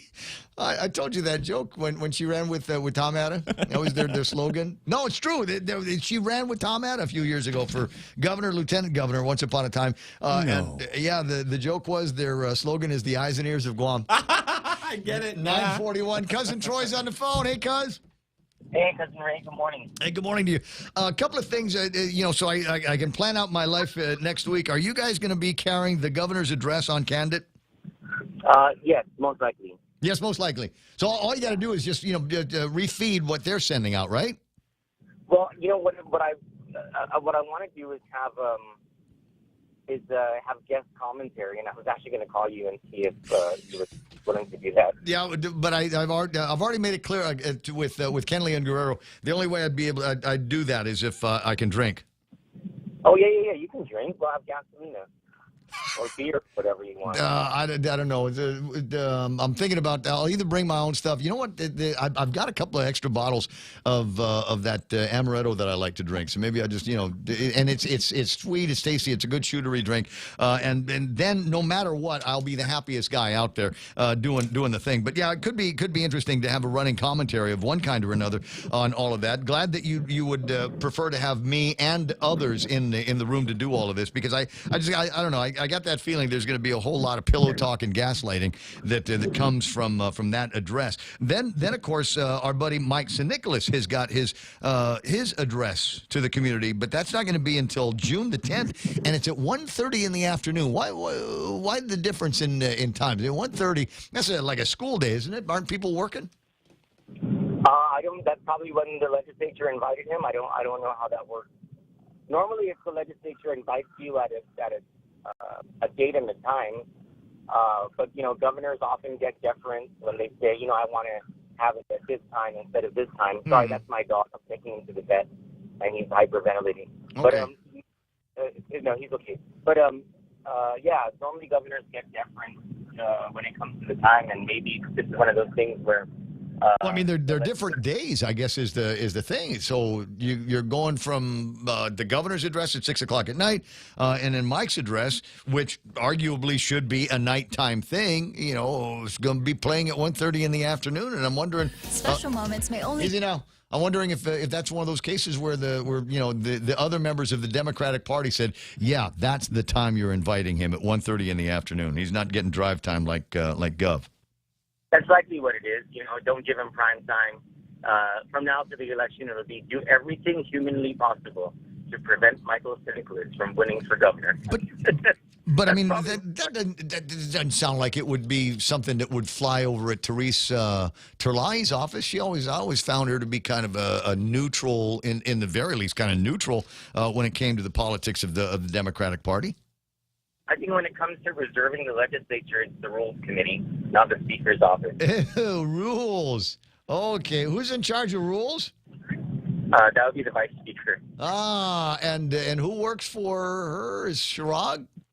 The executive director of the Democratic Party that tried to... All right. Ding, ding, ding, ding, ding. Now it makes sense. Now it makes all kinds of sense to me. Well, so we've got all of that to look forward to, and then we'll work on massaging a date that makes sense for everybody for the debate between the lieutenant governor candidates that we've got that are vying for that position, and we'll send it out so the Republicans can give us an excuse early on why they can't show up. Yeah. And this question of who will be lieutenant governor probably is a bigger part of the voting consciousness after the past week's events, not just on Guam, where we had Governor Lilian Guerrero going to the hospital in a health scare, and in the middle of a primetime debate. Yeah. We also had Lieutenant Governor Arnold Palacios over in the CNMI, who is running for governor. He was just medevac this morning to take care of some health issues. He collapsed on the stand. Wow. During the criminal proceedings for Governor Ralph Torres. He was called to the stand to answer some questions there, and he collapsed. And so this morning he was medevac. I'd heard that. Obviously, I got the email from those guys. I didn't know that it was as bad as that to require him to actually get medevaced out of the NMI. Well, good luck and Godspeed to everybody. I hope our governor has a speedy recovery, so that she doesn't get all choked up at her own State of the Island address. And then I hope that the guy in Saipan is doing all right. 9:46 in the morning. Apparently, that's another thing that you're supposed to drink is when I just blurt out the time in the middle of a conversation. But it's just one of those things where I try to keep things going into the program. Still talking with Cousin Troy. There's another interesting thing that you had sent that I'd gotten in the mail here. I got a courtesy copy of a note that you had sent out, I guess, to the governor's office or wherever it was, asking what procurement went into play with these gas cards. I guess they're giving away if you go and you get another booster, your second booster or whatever, by way of incentive, they'll give you a gas card over at Shell. And so you're asking, well, what about getting a gas card from 76 Circle K? And how about, can you say, I'd like my gas card to come from Mobil? How was it determined that Shell was able to become part of that program? We lost the call, Ray. What the hell? We lost the call. That was a good question. Yeah, it was. I'll try and get him back. 9:47. Sorry, I just got to blurt out the time. Just again. Got to take a shot, Dennis. Got to take a shot, Colin. 9:47. It's still 9:47, by the way. So you don't have to take another one. Now that we got the rules of engagement down. Give me a break, and then we'll see if we can get Cousin Troy back on the line. Because I am kind of curious. That is kind of interesting. It's so, okay, fine. You get your second jab. Here's some gas. Couldn't have just given the customer, the patient, here's $5. Here's a $5 bill. Go buy gas or whatever. Here's your incentive. But it was lined up with a company. So kind of curious as to how they worked the procurement on that. We'll see if Troy can give me an answer in a minute. Start your day with BK's new Cheesy Breakfast Melts. Our Cheesy Breakfast Melts feature your choice of sausage, bacon, or ham, layered with fluffy folded eggs, 2 slices of American cheese on toasted round bread. Make it a meal with hash browns and a brewed coffee or OJ. Get your hands on the new Cheesy Breakfast Melts, now available during breakfast hours, 6:30 a.m. to 10:30 a.m. every day for a limited time only. BK, Tumon Bay, Hagåtña, and the airport. BK, your way. Half a day, this is Josh here at APL. Our expertise and extensive network can help you grow your business and reach out to more global markets. As a responsible carrier, APL is also committed to a sustainable future, whether it's protecting the environment or investing our efforts in giving back to the community. Our dedicated teams in Guam, Saipan, and on U.S. mainland are here to support you. Call 588-4651 or visit www.apo.com. Listen to The Point anytime, anywhere on Odyssey. Odyssey is your new audio home for all the music, news, sports, and podcasts that matter to you. Find your favorite stations like The Point and discover more. Music stations, local and trusted news sources, sports talk and team coverage, plus today's biggest podcasts. Find it all on the Odyssey app. AUDACY. 10 away from the top of the hour, 888-825-5888-TALK. Now, those are batches of information that I have to give you as a guy on the radio. They've done all kinds of research back in the day, and they say that you cannot over-identify yourself. You cannot over-identify the radio station, whatever your contact information is, or the time. And there are some places where you go, I would include the temperature. That's what they call those guys, time and temp jocks. 85 degrees, 950 on 93.3. The Point. I'm Ray Gibson. And but you got to fit it in like 7 seconds under the intro of a song. You know what I mean? You've heard radio stations like that. You've been to places like that. So anyway, let me move through without telling you it's 9:50 into the next stage of conversation. If we get Troy back, great. If not, that question will keep until Monday. So don't worry about it. There was a couple of things. I was looking over the table of contents, and I will sometimes do this where I'll get from the table of contents, and it will remind me to pick up the newspaper. And I don't know about you, but there are certain things that I see in the newspapers that make me roll my eyes. Like anytime my friend Michael Lujan Bavacqua is... In real, Joe just rolled his eyes. I'm sorry, man. It's There's natural a natural for me. reaction. I'm sure wherever you are, you did the same. Oh, God, what? This what guy. No, okay, for clarity, I like Michael Lujan Bavacqua. We've had incredible conversations, and I've never actually felt like I was debating him as much as, look, this is me, this is the way I feel about it, and then he'd say what he was all about and why he felt that way, and he comes up with a couple of good points, as they will, not enough to make me change my mind about things, but I saw this in this morning's newspaper, and I said, oh, what the hell? I'm sure that His Honor Klitsky will have a good time with this afternoon. Yes, he will. Yeah. Yeah, because here's the thing. In the newspaper under the editorial, opportunities abound to make a difference. Apply for a GITA QC grant. Okay. Michael Bavacqua on the United Nations and its value to Guam. Okay, as measured how? I don't know. I tried to read the whole thing. He says, I spend a few columns every year writing about the United Nations in hopes of raising awareness about its role in Guam's continuing quest for decolonization. The UN plays a limited but nonetheless crucial part in places like Guam that have yet to be decolonized. And I am about $2 billion happy that we aren't decolonized here on Guam. Otherwise, it would have been curtains for this community had we not been affiliated as closely as we are with the United States of America during the last 2 years of COVID-19. Can you imagine how some of these little islands are surviving, or maybe not surviving, without the assistance of the federal government? Thank you for the federal funds.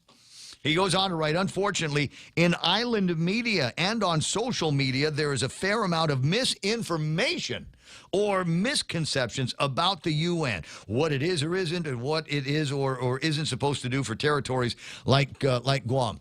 I'm of the opinion, and kind of always have been, after you get introduced to the United Nations, I don't know, in what is it, like the 6th or 7th grade? And they build it up like it's this great kind of organization where everybody gets together and we're all kind of united for a better world and a better place. But you know, and then you kind of get over it after a while. That first initial, oh my God, I'm in love with the concept of the United Nations.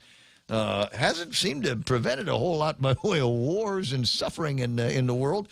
And it seems to be, and I'm glad that he actually makes reference to a certain amount of pettiness and bureaucracies and pointlessness that they are all about in the United Nations.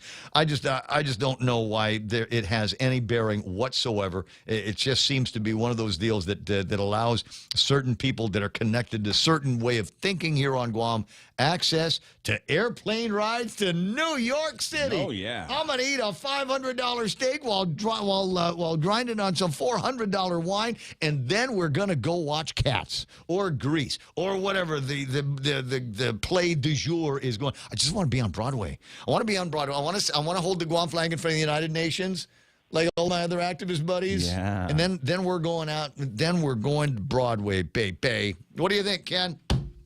I think that they took appropriations from Adelup and the federal funds to get Hamilton tickets because, you know, those Hamilton tickets it's Hamilton. are Yeah. $3,500, you know? Yeah.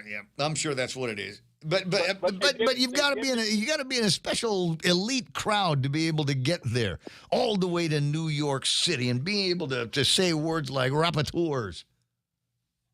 Well, you know, if I had the money, I'd pull a Dave Davis and I would sue government of Guam for all the dollars going back ever since, you know, that were spent on this exercise in futility in an effort to, they're taking tax dollars from all of us to discriminate.